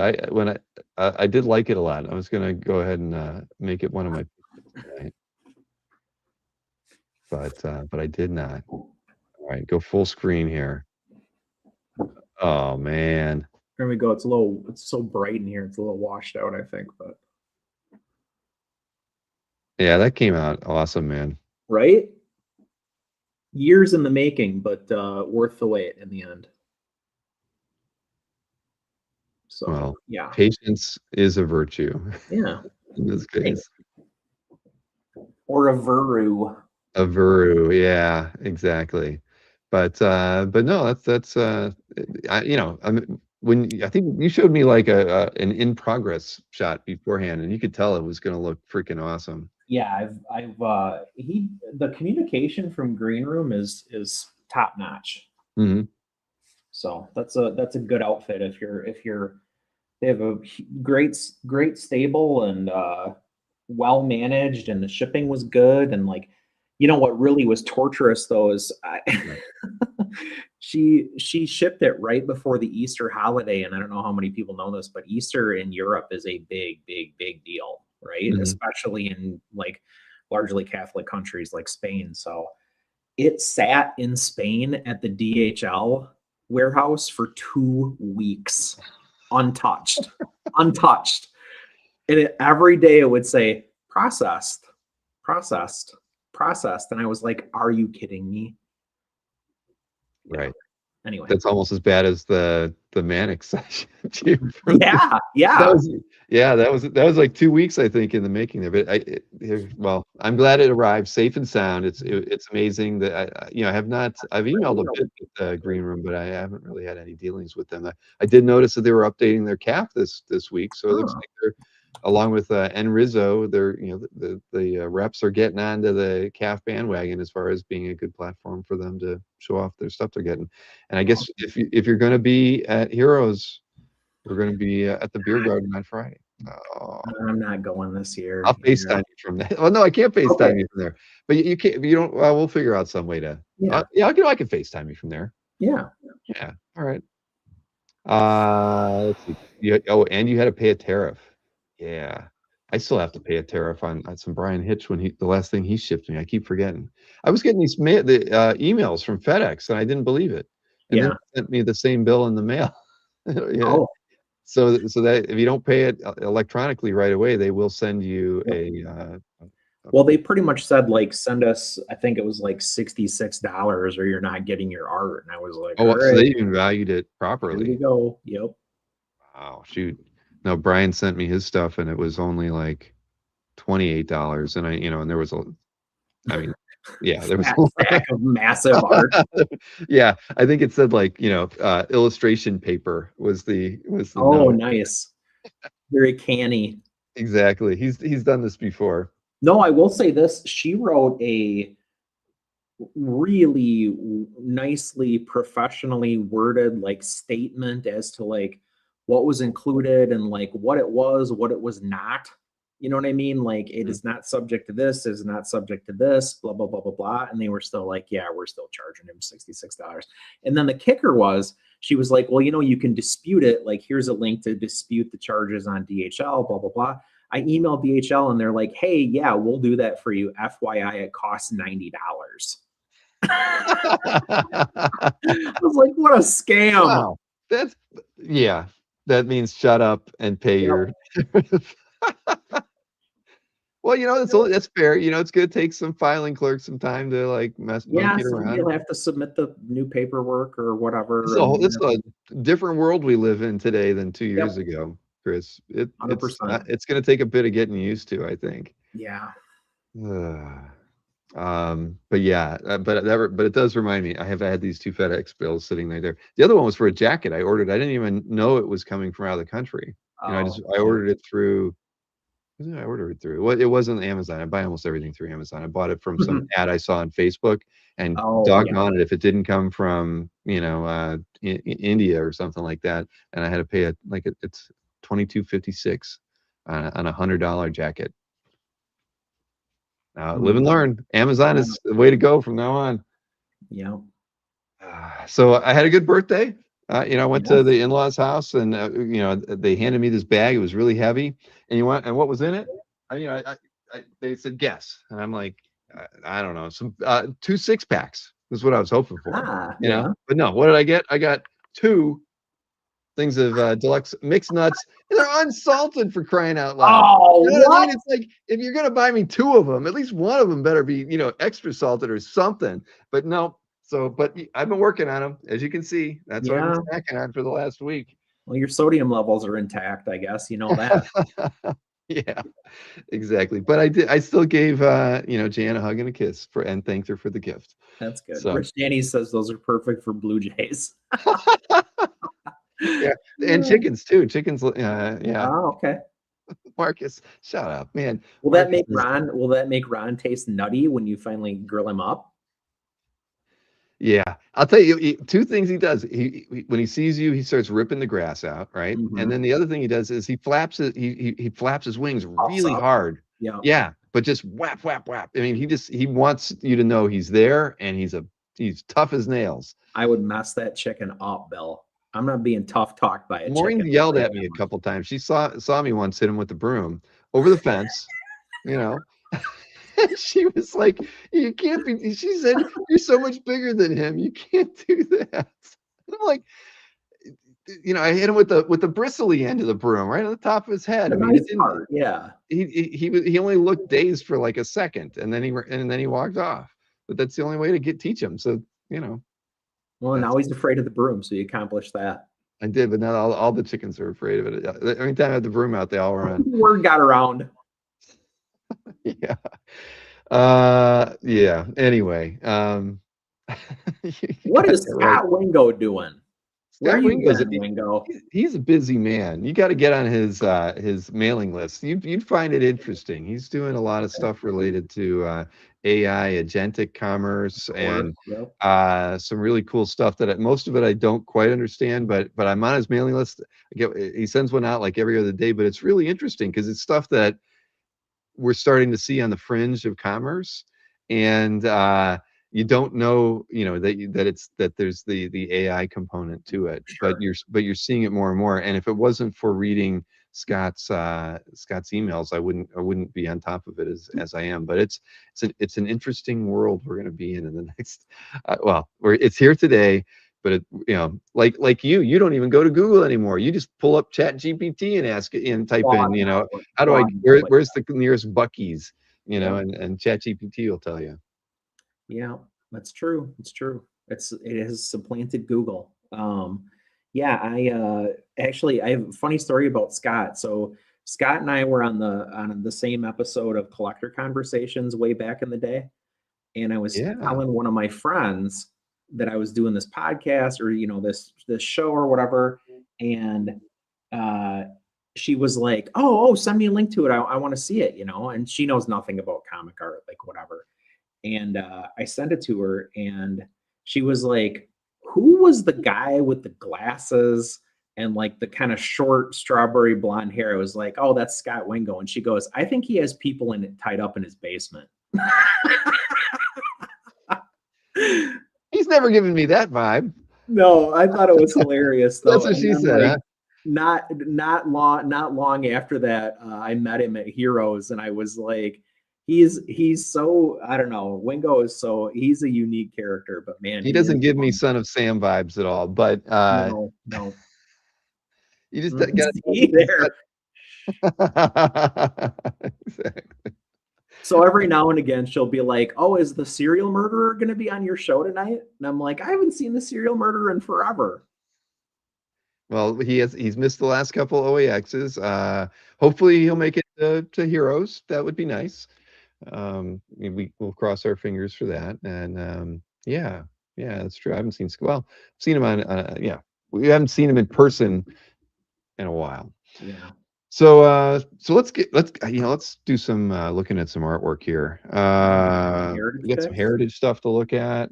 I Let's got go. the right slide here so we can share in the fun. There was some thing art, and I leaned into it. I Ooh. was like, yeah, but now I can't find this. Well, I got the Heritage catalog on Tuesday or Wednesday. I can't remember. And there is a bevy of thing art in that catalog. Well, then are you going to be? Are you a player or not? I don't think the cover for thing number 1. I don't think I'm a player on that. Okay, no, you're not. It probably belongs on my wall, but not in my current income bracket. What do you think it's going to go for? Ooh, I would say so. It's burn. I mean, God, I don't know. 70. That's a wild ass guess. Yeah, that's your high end. I think it could hit 70. Okay. Well, I haven't gotten the catalog yet. So It's a good one. All right. Maybe it's still in the mailbox. I haven't gone out to get my mail in a couple days. But all right. Well, let's see, because I think I picked 2 pieces of art that have the Ben Grimm in them. So first up is this weird one from P. Craig Russell from Epic Illustrated 4. It's an Elric page. I love it's like the colors and the layout of this thing. And then I picked it initially, and then when I went back and looked at it, I was like, that's really, between this panel and this panel where it's got, this decadence and everybody looks healthy, and then it's like the same image after it, and it's like, a poor family, a kid playing with a rat. So I was like, that second panel is like a perfect P. Craig Russell panel. I mean, yeah. I didn't even need to. I saw like it for a half a second. I was like, "Oh, P. Craig Russell page." Yeah, no, it's good, and I think he's, they're auctioning the stuff off through Heritage. I'm on his mailing list but always good pieces are coming up through there. So even Tom says he got his heritage catalog. I don't know what's up. Yeah, but same for me, Tom. I think it was. But Tom, did it have a funny smell like it usually does for you? Tom always says that in the comments when he opens up a I had heritage. one that did. I had one, maybe the last premium format. It smelled really weird. This one just smells like print. All right. Well, here's the first Oh, thing, Art. This is from Fantastic Four 147, and you get well, you get Johnny on there too. It's from who's the artist? So Buckler and Sinnott. So I mean, look at that. That first panel is freaking awesome. Yeah. So was the last one. Oh yeah, yeah. Well, he's doing some hard Kirby pastiche there in that middle panel on the bottom. Yeah. That's a very Kirby pose. He's got his feet up on the Mhm. pike stirrups. Yeah, that's a good page, man. Do you have a Buckler Sinnott? I mean, I have a Sinnott. Buckler. I'm not a huge fan of Buckler. What I really think I want next is well, obviously a Kirby at some point, but I'd really like to get something from probably, I don't know. I'm thinking like Big John Sinnott, like Buscema Sinnott. That would be my next big one. All right. Well, when you want me to talk to Mr. Berkey about those pages that he's been aging for years, let me know. I mean, yeah. All right. So that's first thing. I don't remember what the second one was, but we'll find it. So Gary Frank, I pick Gary Frank stuff a lot. This is from Batman, Earth One. I don't know, but Gary Frank doing what Gary Frank does best. Great expressions. Great lighting. Yeah, lighting's great. I even thought that, the way he kind of handled essentially these last two panels, like seeing Batman through a grate from above. Yeah. I think that's cool. I can't say really I've seen cool. something like that. And it's touching the borders. I think that's very awesome. Yeah, that last panel is like dropped. That's interesting. Then and I gotta tell you, remember the Dave Gibbons Rorschach. Well, we're gonna see that. It was the #1 selling piece last week. #1 in the weekly. Yeah. $10,000 that thing went for. Yeah, wow. I know. I thought about it, and I'm thinking I'd pay $4,000 for that. Right? $10,000. I bet you would. Yeah. Then because here's a Gibbons. I loved his short run on Doctor Who weekly, and so this is an end page. So I just thought I'd pick it and throw it in here. So you get Gibbons twice, and these were usually like twice up pieces too. Brian Peck has quite a few of these. I think he bought the 2 or 3 I had, but they were just awesome to see. And I mean, the zip on them, just great. You get some cool hard sci-fi stuff in there too. Here's a good name for the next story with Doctor Who for you, Marcus. Strike hard, strike deep. Take that and make a meme out of it. Dr. Way. Oh shoot! All right. Next up. Oh, Tim Truman. I kind of picked this one for you because this is from Hawk World 1, and it's not the only Tim Truman artwork that's in this week's auction. There was what was the other page? I think it's an early Star Slayer page too, which was really nice. But this one I thought was exceptional. I mean, look at that. Isn't that awesome? That's amazing. What's it at right now? That is well, let's see if it's still at 65 or not. Let's see. Yeah, look, it's still at $65. Wow. So I love it. I thought this was freaking awesome. I didn't even notice it. He even signed it on the back of that guy's head. That was a cool book. It was like square bound. It was like, it was like a premium format book. It was cool. I do think I'm a closet Hawkman fan. You 100% are. Yeah. Yeah. But yeah, this is a winner right here. Then this is the other thing page from Felipe Andrade, Fantastic Four Road Trip. I don't know anything about it, right? But it's like a body horror title. Well, like, see how Mr. Fantastic is like all drippy and the things like his rock plates are like coming off the whole time. They call it a road trip, huh? That's like I guess they're emphasizing the trippy part of it, right? Yeah. Oh my gosh. It's frightening stuff. Yeah, I don't think I want to read that. I didn't look at it that closely. I just figured this would be fun to have a second thing art in it. I love how like light and loose his stuff is. I agree. You're right. I mean, there's look at that. There's like nothing filled in. There's no spotted black whatsoever on here. I love it. Yeah, more like a bad trip, says CJ. Yes, I think you're right. Chuck says there's a great Ditko Nolan page in next week's Heritage. In the weekly Heritage? Oh, you don't want him telling anybody? Next up, speaking of Legion of Superheroes, this is a James Sherman page, but to me, it's all about the architecture. I like kind of looking at it like here. I mean, we can zoom in and say, oh, those are nice looking buildings. I just love the shapes that are done here with the outlines of the buildings. I saw this and I didn't even care about the characters. It looks like like the team is like phasing in or something at the bottom there. I really don't care. I really like the fisheye too on the perspective. How he's I think it's neat. I don't. Yeah. James Sherman, I know, he was around for a while, but I can't even think of what he worked on. But hey, you get a nice piece here. Bob McLeod inks on it. That was some of the most fun I had at OAX last time, was talking with Mickey about how he views like the different Legion artists. You know what I mean? He's the expert, right? And so for him to be like, this guy, I don't know, and then he's like, I think basically this guy is regarded like this and whatever, and like he's been reading it for so long and collecting the art for so long that I was like, I really felt like I was getting an education.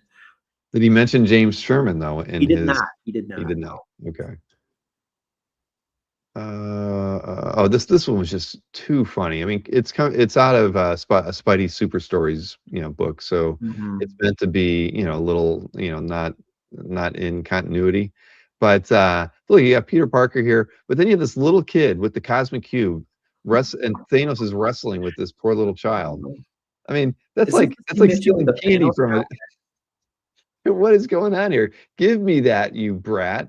Pick on some of your own size, Thanos. Bah. I mean, come on. Like Spider-Man, who you would crush into dust. Exactly.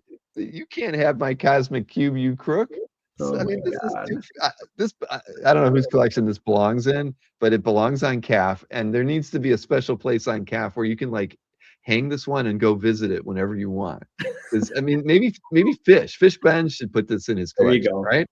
That's why you could monetize like offering a golden border option. It's so true. But think about that. I like that idea. There is some pieces of art that people would want to go back to regularly. I think we have to think about that. That's because this is one it would be on my like top 10 list to just go back to and admire. Well, you could kind of like curate a little museum, right? You could do something where you're like you utilize your favorites, I guess, to kind of make a room for yourself that you could share, but we don't really have a way to share when you do something like that. I don't know. There's a thought in there somehow for CAF, but this page is freaking unbelievably awesome, and crazy. I think I might send Fish an email and say this. After you bought that John Byrne, Dark Phoenix is born page, this is like just pocket change. So he should be going after this one. Rich Danny said exactly what I was thinking, which was this is exactly like one of those Hostess Twinkie ads. Definitely. I mean, if you take out the cosmic cube and you put in a pack of Twinkies, you're there. Yeah. Well, I don't know if Win Mortimer did he do the art on them, but Esposito is definitely, I think, associated with a lot of the Hostess Twinkie ads. So yeah, no, it should be a Twinkie in his hand, right? I mean, come on, this kid holding the cosmic cube. I mean, wouldn't that like make him insane or something? So this is I don't know. Anyway, love the page. I'm gonna throw a bit. Am I logged in? I'm probably not even logged in right now. No, I don't think I can. You gotta post what you gotta put up. What? Oh, I have to do it like right here. Okay, here, watch. $250. Let's see what it'll. You son of a gun. Son of a. Here, let's see if I'm the top bidder. Gotta check that box every time. All right, let's go. Live. All right, everybody, don't bid against me. I want this page. Live collusion. I hope Jim Halpern is not watching. All right, moving on to the next piece. I don't know anything about this Ragman. Oh yeah. I know nothing about it, but I mean, this is the title page to it. What I thought was cool, just looking at it compositionally, I love it. The fire, and again, don't know anything about the story, but then I love the text boxes with the flame. I just thought as a comic book page, I thought this was just awesome. It has all the things that no other method of storytelling can have. True. The introductory page to the story. You've got burning text boxes, you got flames, you got people screaming, and I don't. And again, Ragman, don't know anything about. He is right, he's a golem, I think. He's like a Jewish like folk hero character. Yeah. DC. Yeah, Tim's right. And Kubert did some covers for it back in the day. Oh, sweet. Yeah. Well, I like this page a lot. The artist is Gabriel Morissette. I don't think I've heard, or I don't know. Is that a familiar name to you? No. Or Gabrielle? I don't know. And then last piece, it was just something odd. It was a Rick Veitch piece. I just thought it was funny. It was from Cobalt 60. It was just a pinup in the back. And I think I would have said that was Von Baudet. Well, the funny thing was it was given as a gift to Mark Baudet. Huh. See, it says, "Keep it wiped," is what he wrote there in the note to Mark. Interesting. Keep it wiped, buddy. Yeah. I might start using that. I won't. People see me and they already think I probably say stuff like that. Yeah, that's probably true. Let's see. Robert Berman says Morissette did Checkmate for DC. Okay, that's forgettable book. That is. I don't think. See, another one that I don't know anything about. Right, Checkmate. You're not missing anything in the case of Checkmate. Ragman was at least kind of like Batman adjacent, and kind of like this to some extent the same vibe. So it had that going for it. All right, well, that is cool. Let me. I got one thing. I can do this while the EXP is playing. All right. Well, let me hide that. Now we can take a look at what Nick Baruchi is doing tomorrow at 7:00. I actually managed to get on his show for like the last 5 minutes. I didn't say anything, but I watched it last Friday. He runs long. Remember, he used to only go for like an hour. Now it runs late almost, and goes long. It almost goes like 2 hours now. But he seems to. I didn't get to hear anything or see anything get sold, but by the people talking in the chat, it seemed like he actually sold quite a bit of art. So good for him. But here we can. It's a 3-minute video from Nick Baruchi. Everybody, this Friday, April 24th, 7 p.m. Eastern, 4 p.m. Pacific, Original Art Experience. Check out the original art we're going to have. But before we do that, wherever you're watching this promo, please hit that thumbs up, share. Sharing is caring. Subscribe. And if you are subscribed, make sure you're still subscribed and hit that bell for notifications.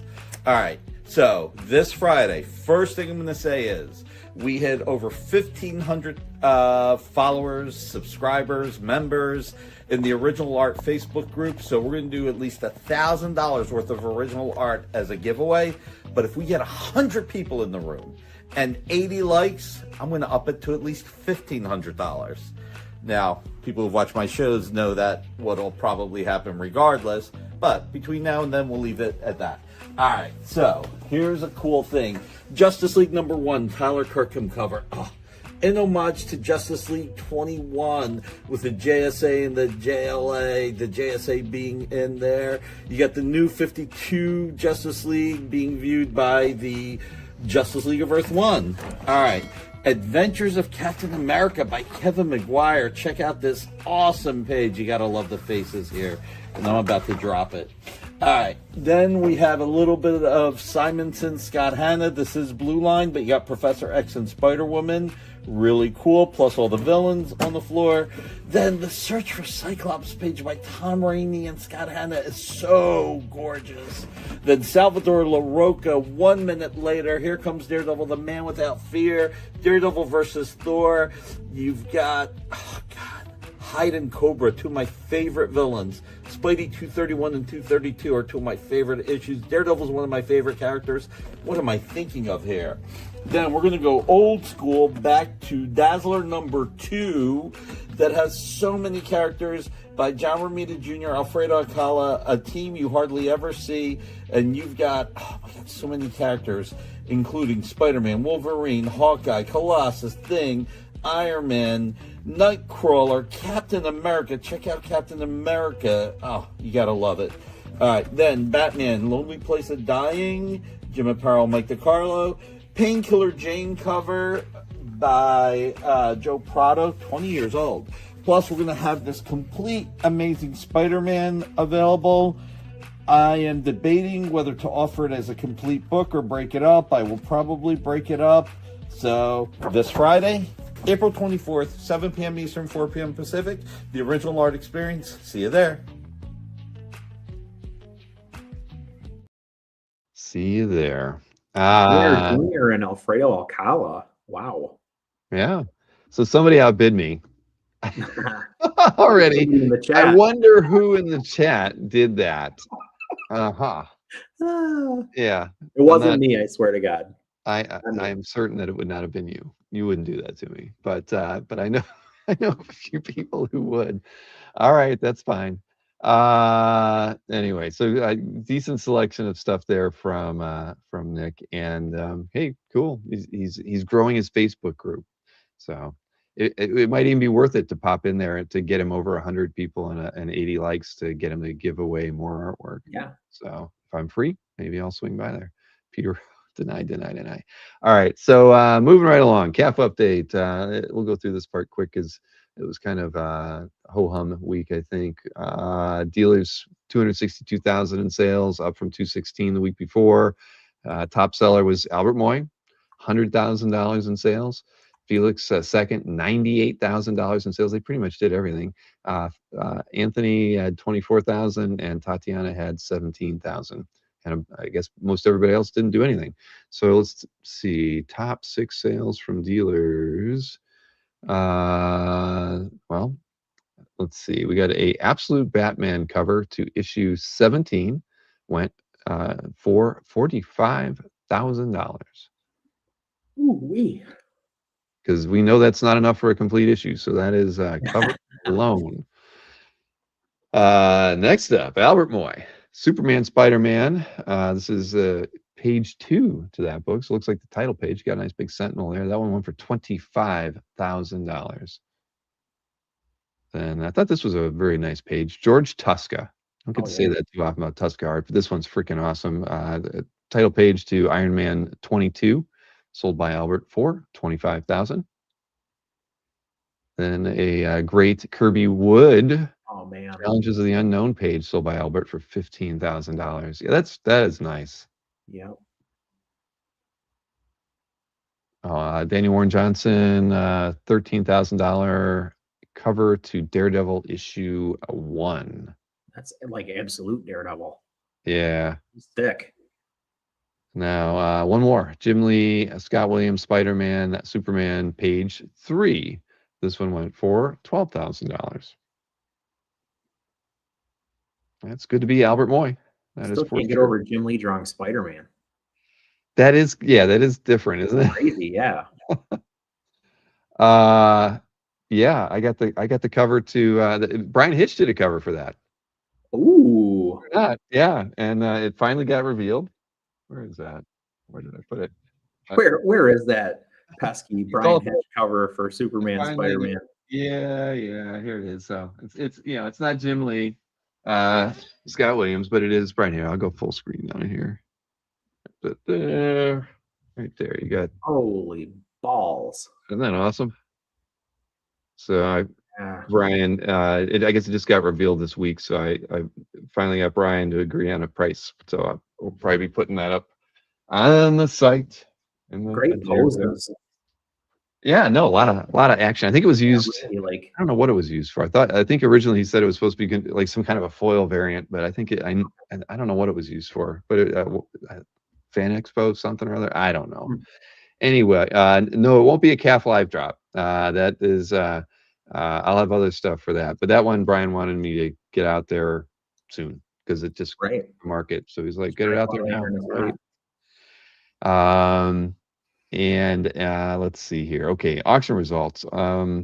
Skewed because of the international auction, of course. So $3.2 million in sales compared to 375,000 the week before.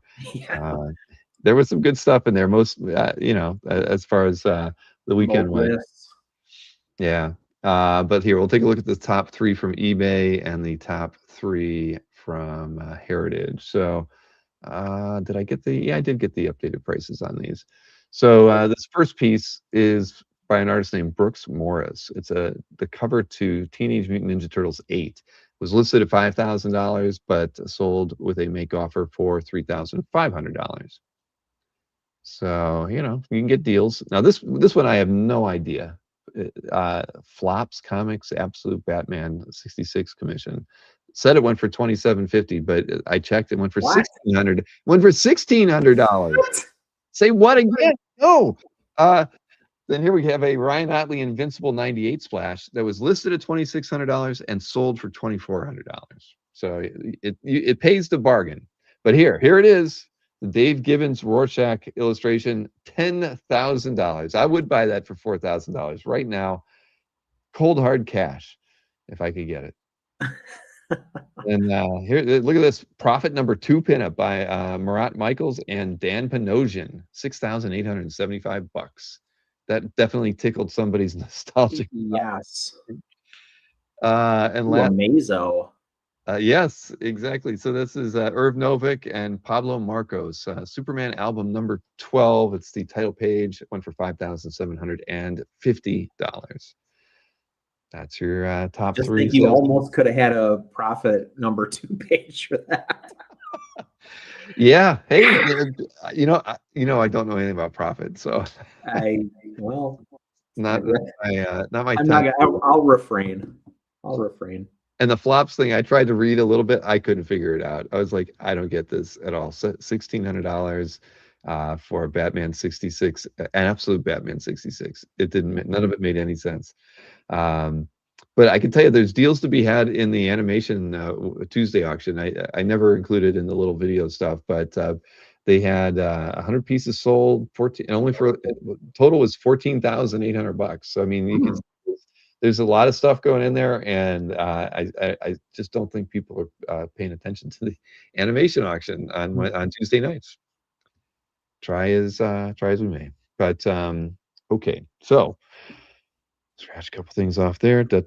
All right, you ready to talk art? Yeah, all the time. All the time. All right. Let's see here. Share my screen. Yeah, CAF has been pretty busy the last couple weeks. We're still very busy. Yeah, and it's funny. Like I'm wading through art. Yeah, there's been a lot of stuff getting posted, and it's all good. I mean, I think I just know that the trend is going up with people posting art since the redesign. I don't think that has anything to do with it, but it is funny. Literally, we had gotten that email. I think I mentioned it last week about from Google, like we're now crawling you kind of thing. Yep. I went and I looked at a report. Literally since the 1st of April, Google's added 400,000 pages from CAF into their search. Wow. 400,000. Wow. It's like, holy shit, that's it. I got to show Kaz this graph tomorrow because I never looked at the reports quite like that, but that's a huge change. They already had like 1 million pages in their index, so they're up to like 1.4 million, and we know there's over 1.2 million pieces of art. So they're picking up the main gallery landing pages and other stuff like that now too, which is cool. So the change is working. Everybody, awesome. This is really, we knew Google would be a lot happier with a mobile friendly site. Even if you guys like to keep it on classic mode, it doesn't matter. Google's going to send us a lot more love, and that was one of the big reasons for doing this. All right, so Nick Force CAF gallery, and this is a huge piece of art. Absolutely massive, which is one reason to talk about it. The best reason to talk about this, in my opinion, is Tom Fowler. So he has one of the most unique takes one of the most unique styles, I think, of, really any artist that's working today. And he's been doing this for a while, to the point where, like, I just kind of wanted to talk about Tom Fowler a little bit. Like, I feel like he's maybe not unsung, but undersung. And when you see him do something like this, where he's taking on, obviously so many different characters at the same time, but also, you know, kind of different themes in a way too. You have like characters that are really across the entire kind of like, Marvel universe, plus or minus. You've got everybody from, like a very classic DD there to a classic Doctor Doom, and then like you're throwing Kamala Khan, or, there's so many Doom bots on this thing. I just think, obviously this is really, really busy, but he still, like, finds a way to work in some negative space. There's some background happening. Compositionally, it's, what are you going to say about a piece that like packs in this many characters? But I have to say, like, if you look at this thing in like little bits, like even if you were to take it like section by section, there's so much interesting stuff happening on here that, like, this is the kind of thing I have to imagine Nick looks at this like for a few minutes every day still, and like is probably noticing new little bits. Yeah, no, I mean, when I saw it as well, there's just so much here. I mean, I love it, and you're right. Tom's got a very unique style, the way he his anatomy, his facial expressions. Like bordering on cartoony, but like at the same time not. I mean, it's very like, I guess it is comic booky in a really good way. Yeah, I mean, look at Daredevil over here. I gotta zoom in on him. I mean, he's all bandaged up underneath there. He's Right. pissed off. I mean, that's a Daredevil that I've not seen before. And just positioning the horns a little bit differently. I mean, it's cool. I mean, I'm amazed at the number of Doombots that he put in here as well. I mean, they're just like, they shouldn't even be there, but he's throwing in it's cool. It's very cool. The Doombots are almost like, when you see a guy get a tattoo sleeve and it's like a Japanese style tattoo sleeve, and they put in like the gradient, like the waves behind the featured tattoos. It's got like a filler pattern. The Doombots are almost a filler pattern, like underpinning the whole image. Yeah, you're right. It's amazing. And it's got Cyclops in it. It do. I can't like it twice, but I'll like it once. There we go. Next up. All right. So wait, this is an Aiden's calf. Yeah, Aiden's calf gallery, and it's Giffen Malstedt. Yeah. And it's in his gallery room entitled "My Favorite Legion of Superheroes Images." And how could you not? I mean, yeah. If you're reading this thing. Yeah, I think a lot of people consider this the greatest Legion of Superheroes story ever. And I can't argue. I mean, it really has everything. The stakes are so high through the whole thing.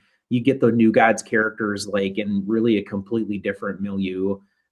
This is Giffen and Malstedt, I think, again, arguably doing their best work on the title. So it really, for Legion fans, like, this page absolutely sings. And even if you're a New Gods fan, it offers a lot.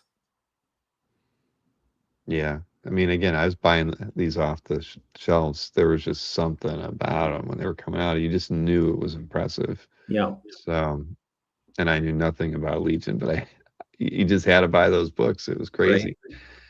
Right. But yeah, I love this. Love this page a lot. And yeah, knowing that, knowing the competition you have for these pages, you'll never, you might not ever get a good one. Nope. There's got to be some average pages out there that have no characters. And like, this is a great one. Yep. Congrats, Aiden, on that one. Aiden's gotten in our picks a couple times in the last few weeks. Now here you go. And Tom, I have to compliment Tom on picking up that page last night from Anthony, the Stiltman page. Honest to God, if it didn't sell, I was going to buy it. Because I knew I could get him down to 1,000 too, which is what the offer he took. But it was such a. I know you probably didn't see it, but it was a good. It hadn't, it didn't have anybody on it but Stiltman. but it had one of him like lowering himself down was Sure. the first panel. It just looked good, and I've always wanted a still man page, right? And it's like you're never gonna get a good one where he's battling anybody. So this was like a common man kind of still man page. Sure.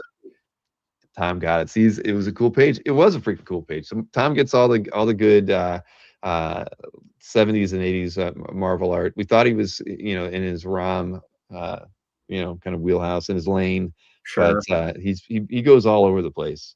So what do we got? Armando Gill, Pat Broderick pencils, Micronauts 20, and you got Ant-Man. Yeah, so Broderick and Gill, again, like to me, a really unique penciler and inker combination.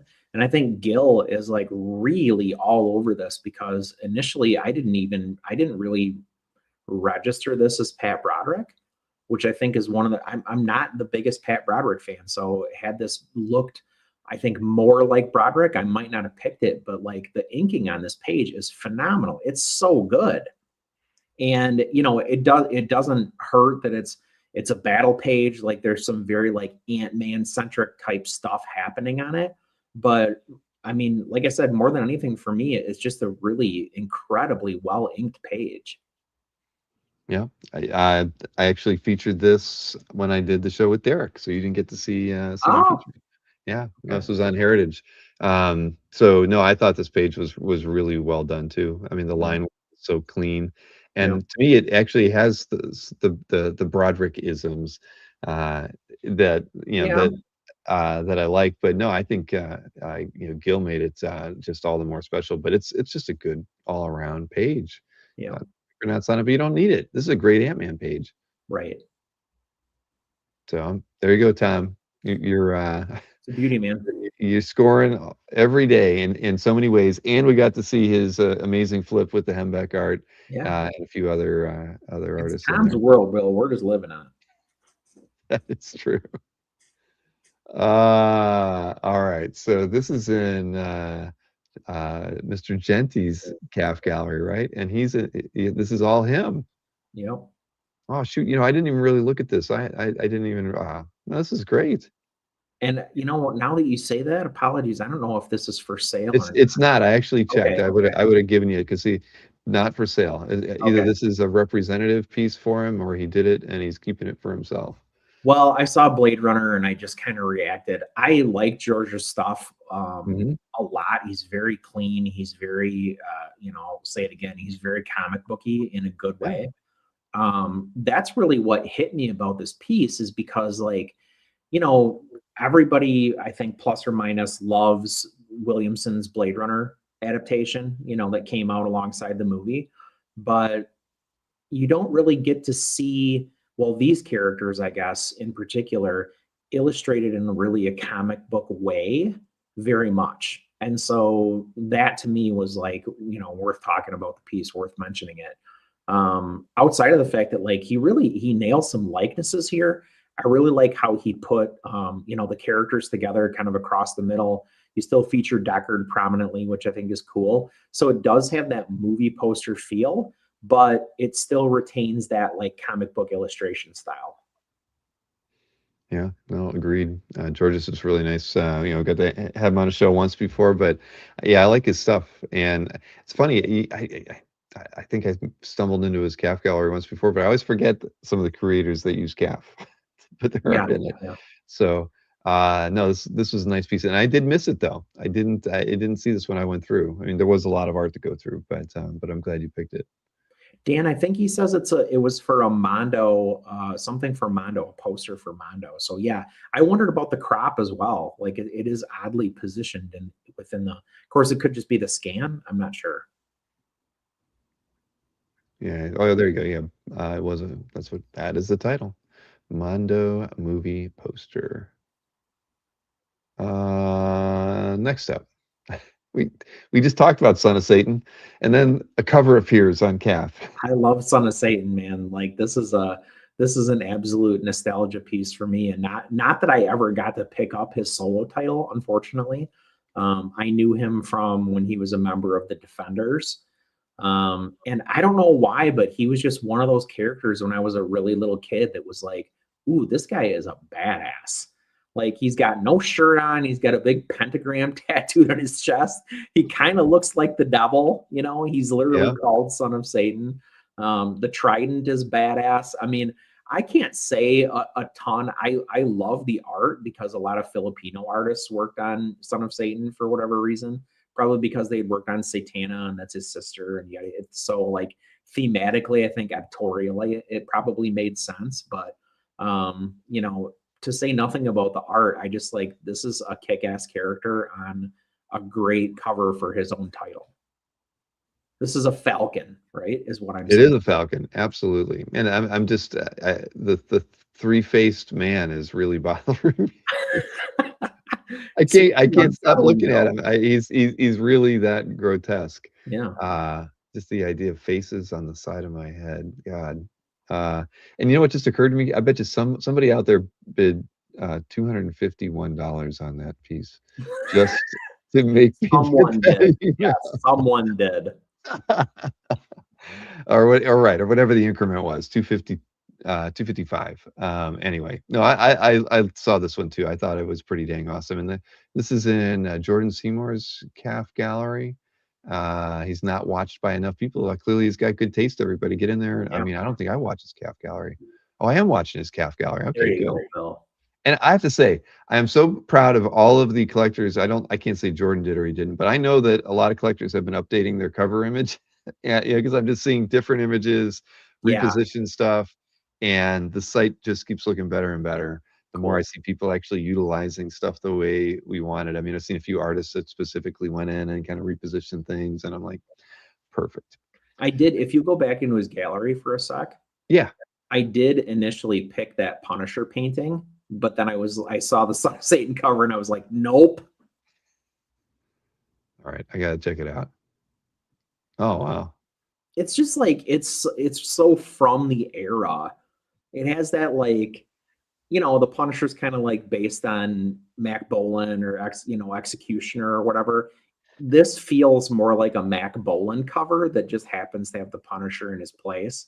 So I just thought that it is cool. And it's like young Larry Stroman. yeah, with Frank Scirocco colors and inks. Huh. Oh, very nice. Now I feel like I missed whatever Jordan updated since I didn't see the Punisher one before. Well, okay, I'll check them out. I'm just going to drag this to another window. Here we go. Something called Blood and Guts. Savage Dragon Blood and Guts. Yeah, he got I might be misspeaking, but I think Jason Pearson was the first guy who really got to work on Savage Dragon outside of Eric Larson. At least in this way, like a little, offshoot miniseries of his own featuring Dragon. I loved how he drew the character. He was like just a wall, an absolute like chunk of muscle with a big fin, which you can see on that bottom left panel. But this has so many Pearsonisms in it. It's got the car. It's got the, the girl is like just reeks of Jason Pearson. Mm-hmm. It was, it's an end page, which I think is cool, and it's kind of got a gag in it.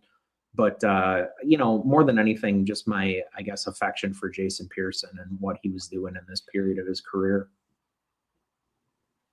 Yeah, no, I like this page a lot. And look, Kazra, she's a Cubs fan too. Yeah, I know he's a big Cubs fan. But yeah, no, I like it a lot as well. Savage Dragon, I only read a couple issues, whatever I picked up. First few issues of Savage Dragon, I think are the best things that Eric Larson ever drew. Really, truly, it was like a labor of love for him at the point, and I think it shows. I'm gonna have to go back and look. It's good. It's a good looking book, and it's fun, and it's like hyper violent. It's kind of like a little bit like I feel like Invincible took from that tonally. Interesting. All right, I'm gonna take a look. This was a Miggs, yeah, Miggs Calf Gallery. He loves the X-Men, like a lot of people. Well, like James. Yeah. But tell me about why you picked this one. Yeah, I think he posted 2, maybe 3 Silvestri X-Men pages. This was just the one I picked, and I think if I'm being honest with myself, I picked it because I always really loved the way Silvestri drew Rogue. It's not the greatest costume that she's in this period, but like he just had like such a unique take on the character where it's like, okay, yeah, Michael Golden had done a great job with her and like whatever, but he kind of like picked up the torch for me from a rogue standpoint, because I think he's probably, with the exception maybe of Age of Apocalypse with Joe Madureira, I think he's got like the coolest rogue in my opinion. So the fact that she's in every panel really made this one speak to me. It is a great page. See, James, I would give up my page for this one. Let's see. James likes a page I have. But yeah, this is, it's got all the girls on it. And yeah, I'm with you. The way he drew Rogue was special. Very nice. I got my like on that one already. Okay. Now, Ed McGuinness. I actually had Ed McGuinness email me earlier today. So tell me about this one. Good team. Love In your Squadron face. Supreme, love Ed McGuinness. I mean, you put the two together. I actually I got off the bench and bought this run. I had not been buying comics for a long time, and I was like, ooh, Ed McGuinness is drawing Squadron Supreme and Avengers. So yeah, I actually picked these books up. I think these are probably the last comics I bought. No, I take that back. Some of the last comics that I ever bought, but yeah, his Hyperion is incredible because to me, like kind of like Savage Dragon, Hyperion is just a humongous chunk of muscle, and nobody does that better than Ed McGuinness. So the fact that like he's there right up front, he's thick as a brick. The surrounding characters, they did like a little tweak on some of their costumes, I think, to kind of like update them a little bit, but they still all read as who they are, who we know them to be. It's just a cool team shot, and like I said, I love Squadron Supreme and I love Ed McGuinness. Nope. It's got all the things you love about Ed's work, that's for sure. Yep. No, I think that's awesome. And Ed does regular art drops, sometimes on CAF, sometimes on a big cartel, but yeah, his stuff is available. Oh, see, I actually picked this next one too. But I mean, come on, how could we both not find this one so amazing? Jeremy Bastion. I texted you, he's taking some commissions. I know, I know. I know. Or not. Yourself, though. Yes, and I'm sorry. I meant yeah. Has he done a I'm trying to think back. Has he done a like first class X-Men team commission? I think maybe he has. Oh, you mean Dermas? Carlos? Yeah. Yes. I didn't reach out. I should. Yeah, well, I had Rizzo on earlier. I could talk to him. You could. You're connected. I am. Anyway, this piece. So this is obviously. I mean, this is in Andre's gallery. This is like very, very squarely in his wheelhouse. He takes chances with the people he commissions. This, I think, from a subject matter and artist pairing, is pretty much perfect. Diarmas really pushed what was happening, like with the kind of hallucinatory element or dream element. This is Bastion. Oh, this is Bastion. I'm sorry. We were talking about Carlos Diarmas. I know. I'm sorry. He pushes the like hallucinatory or like dream-like element of the Demon Bear, which I think is like absolutely appropriate. It's like thematically so dead on, and Bastion is doing like everything that we like know him for. It's hyper detailed. There's a little tick marks, like it's very fine in places. It's also like very what would I say, like fine. There's like a fine art feel to it on some level.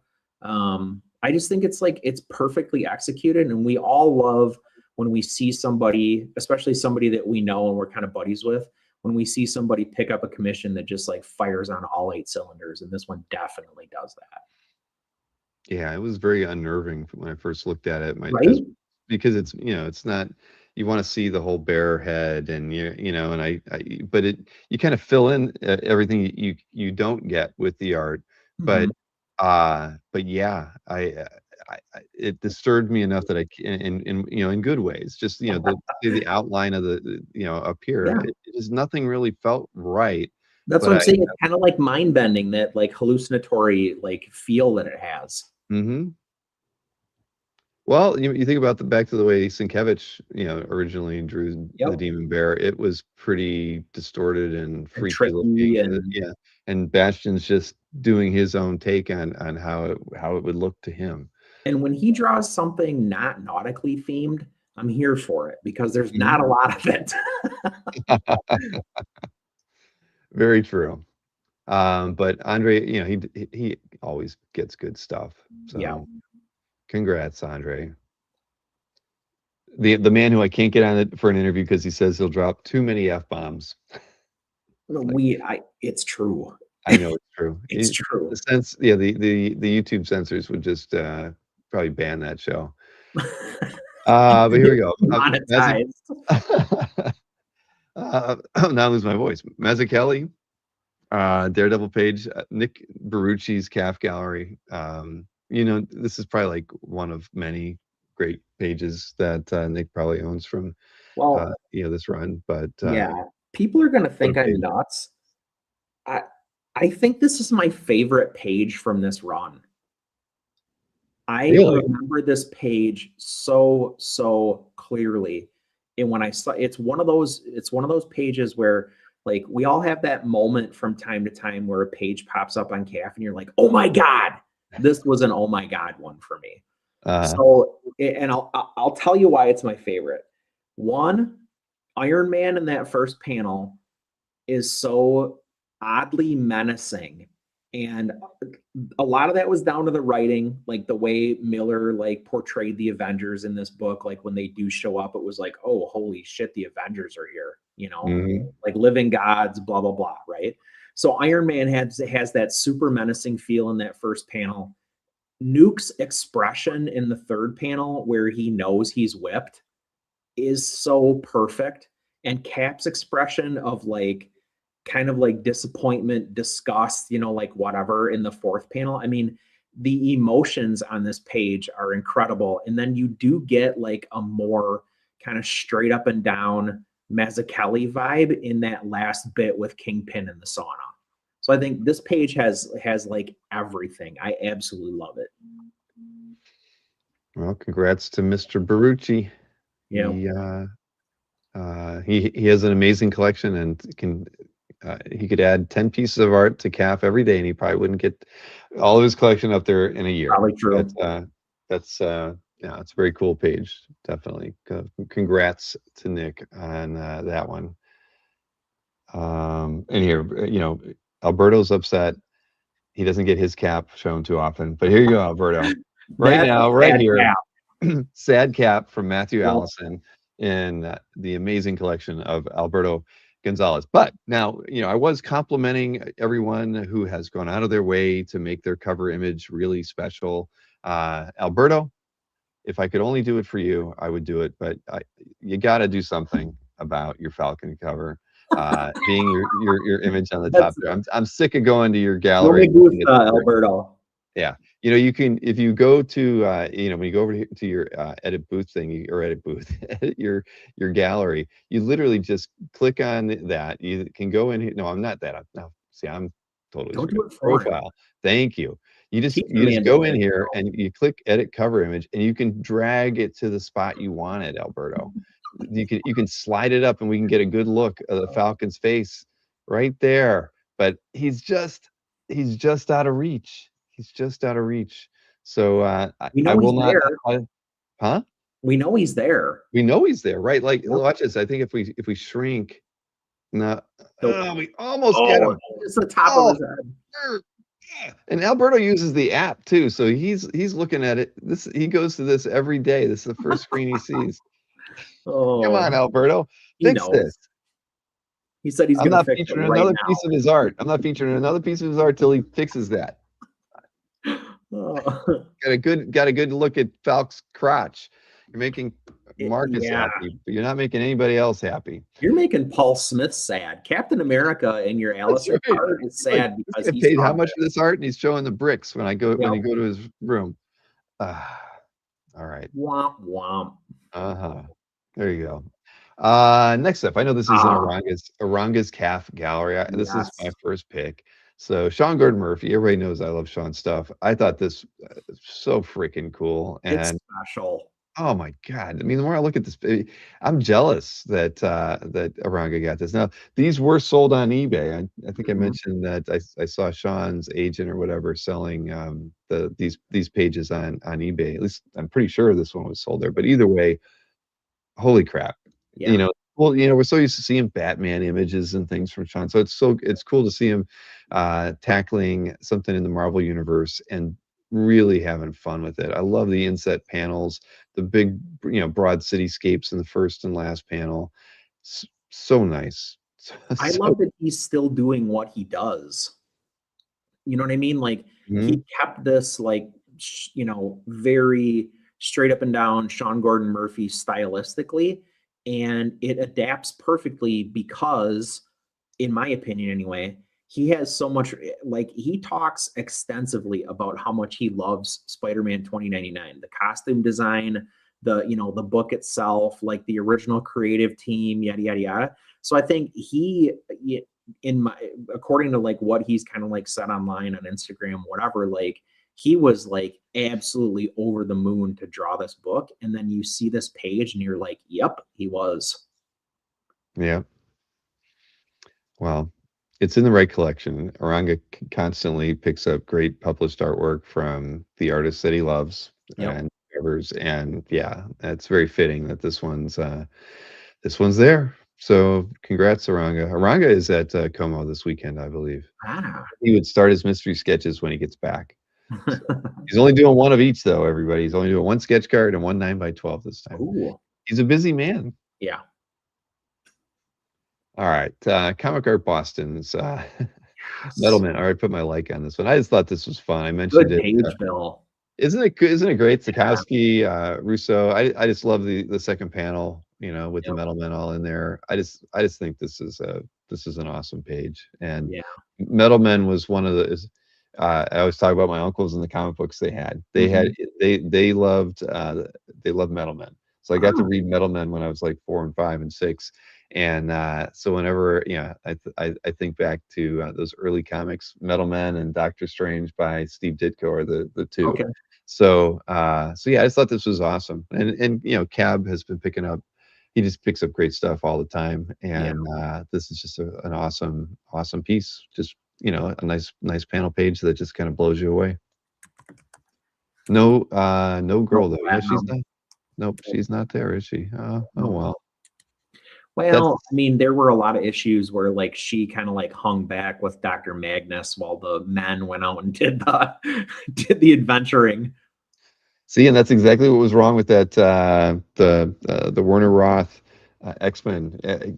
Anthony Yeah. had the title page to X-Men 25, Hmm. and it had it had everybody but Marvel Girl squaring off against another. These I forget the name of the three villains, but The villain of yeah, the month. you're missing the babe. What are you gonna do? That's got to pass on it. Even $25,000, 24 for me, I think is what he said, but What a no, guy.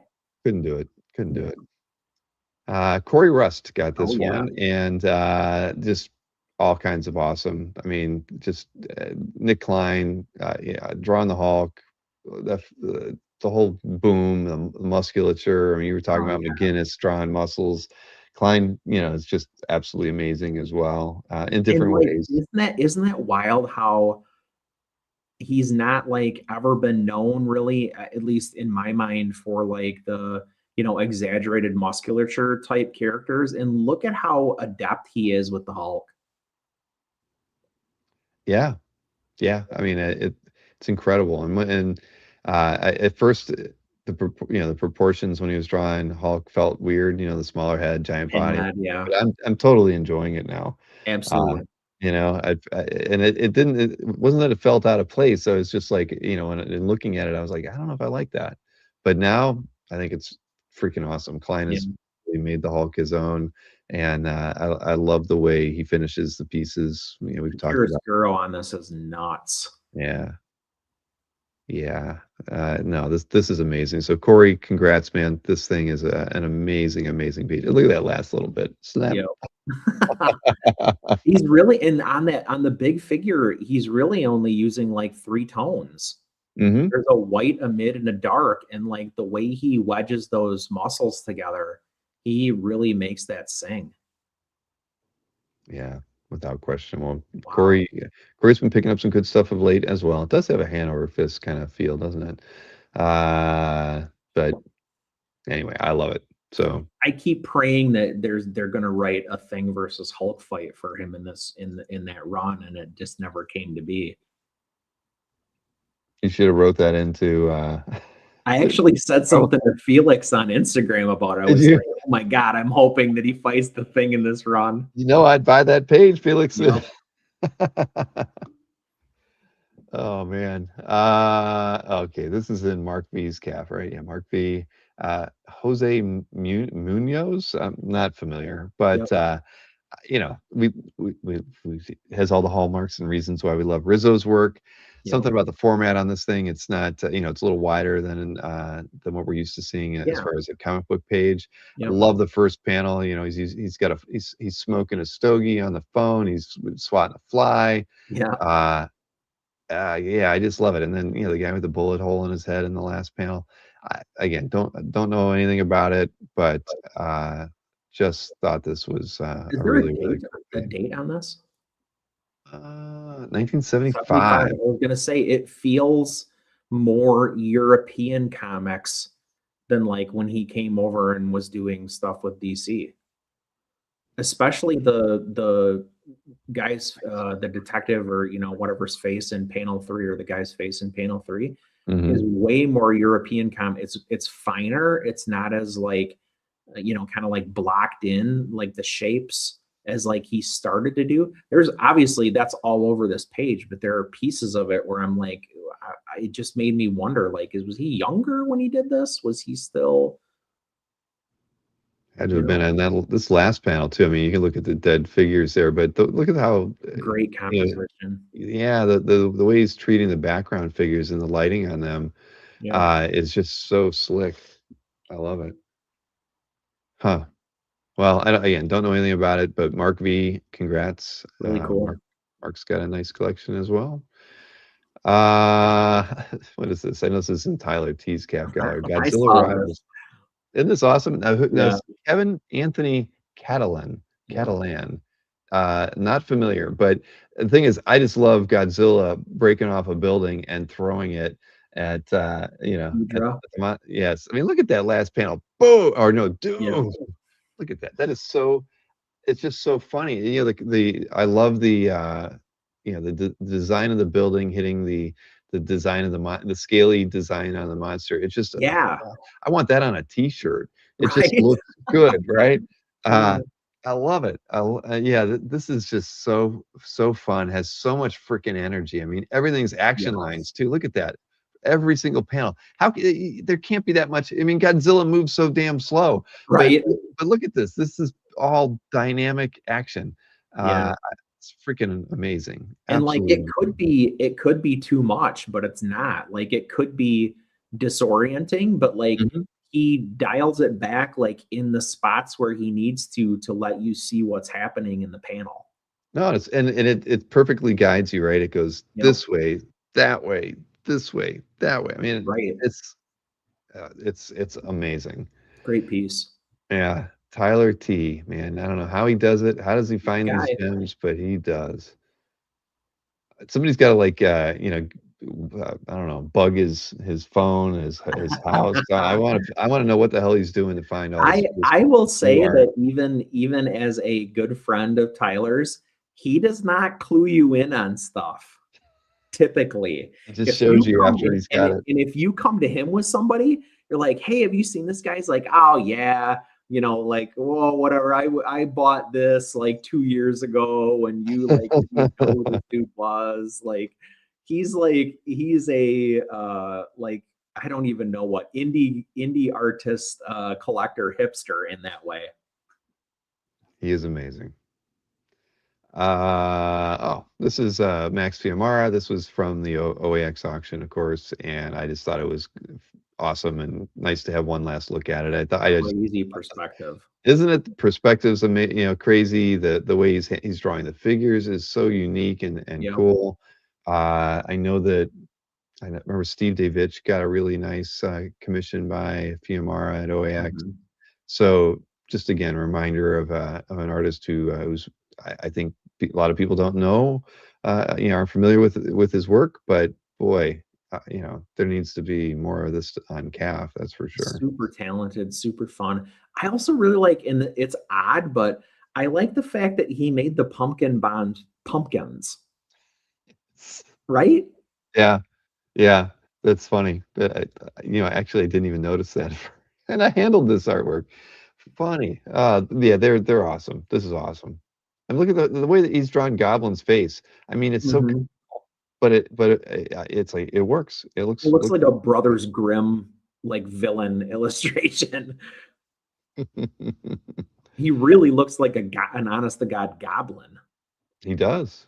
He definitely does.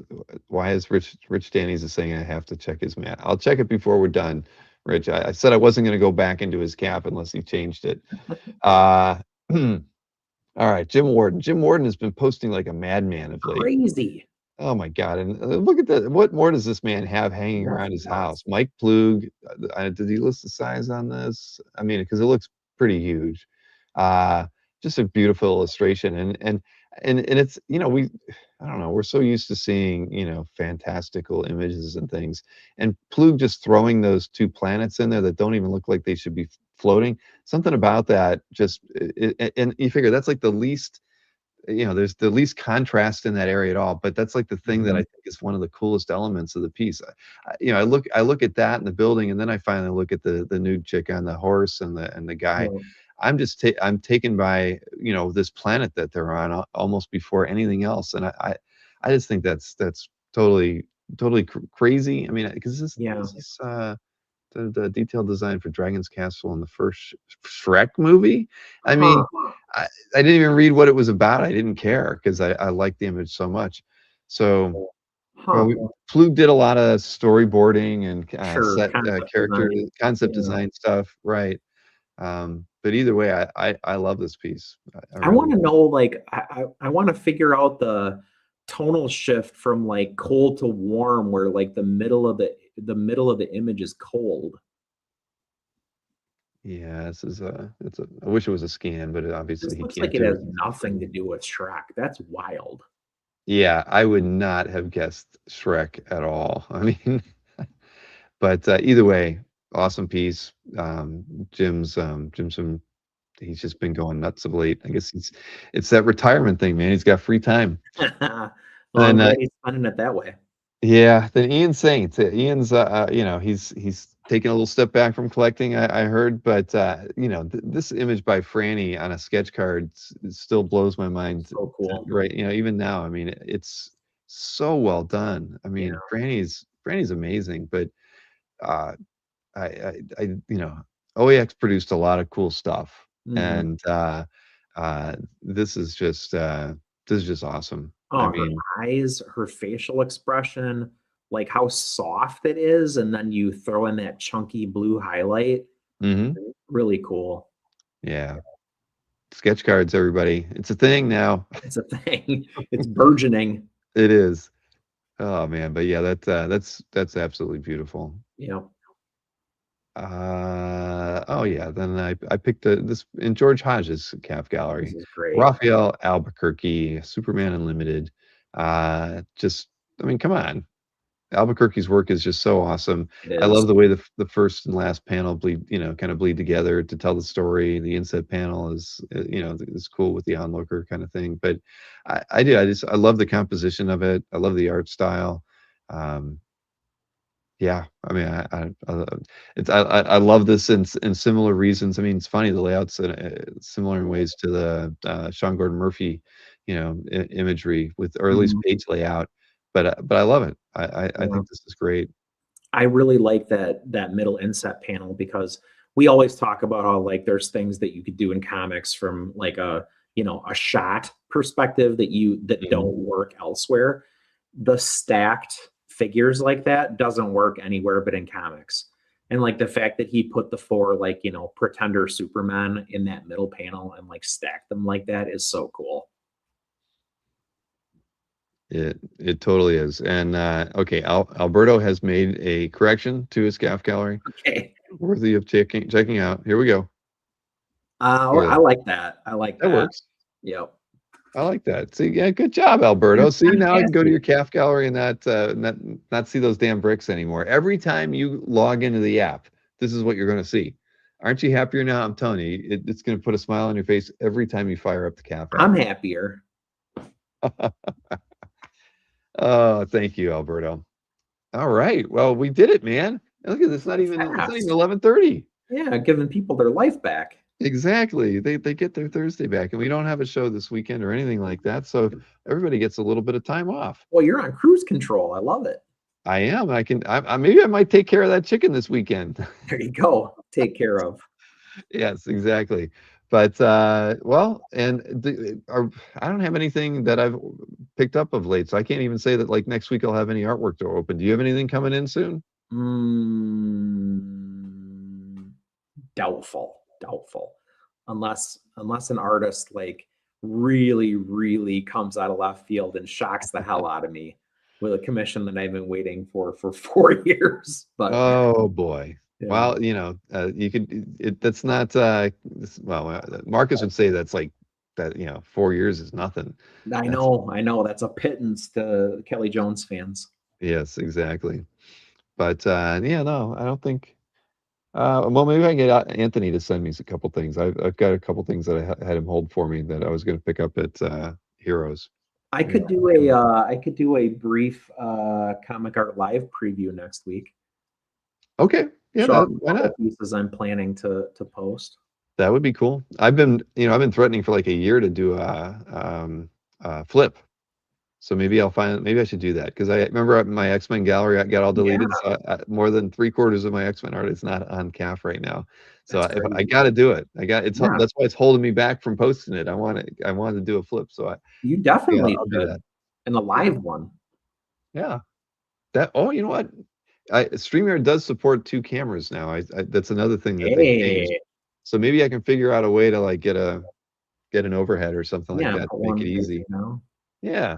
That's I will do that. Let's go. Okay. Looking forward to it. All right, Chris. Well, I guess you've painted all of the the Warhammer figures, so you don't have any more to do. No, there's always something else. Yeah, there's always more. Don't All ever let right. a Warhammer player tell you that he's done painting, because it's a lie. All right. Well, I'm sorry to hear you're not making it to Heroes, but Yeah. there's OAX. We'll always have OAX. We'll always have OAX, Bill. All right. Cool, man. All right, buddy. Have a good one. Weekend. Yep. See you next week. Night, guys. All right. Well, there you go. We made it in under 2.5 hours, everybody.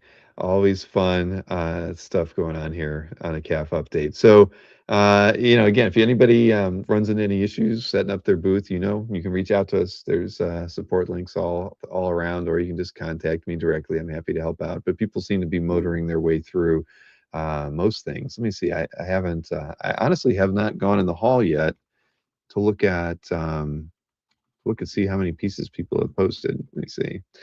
Well, see, it's a little slow. No, it's 600 and like just 605-ish pieces posted to Cal 13 right now from 65 exhibitors that have art in their booths already. So that's about on average. 3 weeks to go. Again, I'm certain that we're going to cross 7,000 pieces as always, and we should get close or exceed 400 booths again. So those of you who are interested in exhibiting, get out there, get started, get posting. You got to be premium, of course, to do it, but it's well worth it.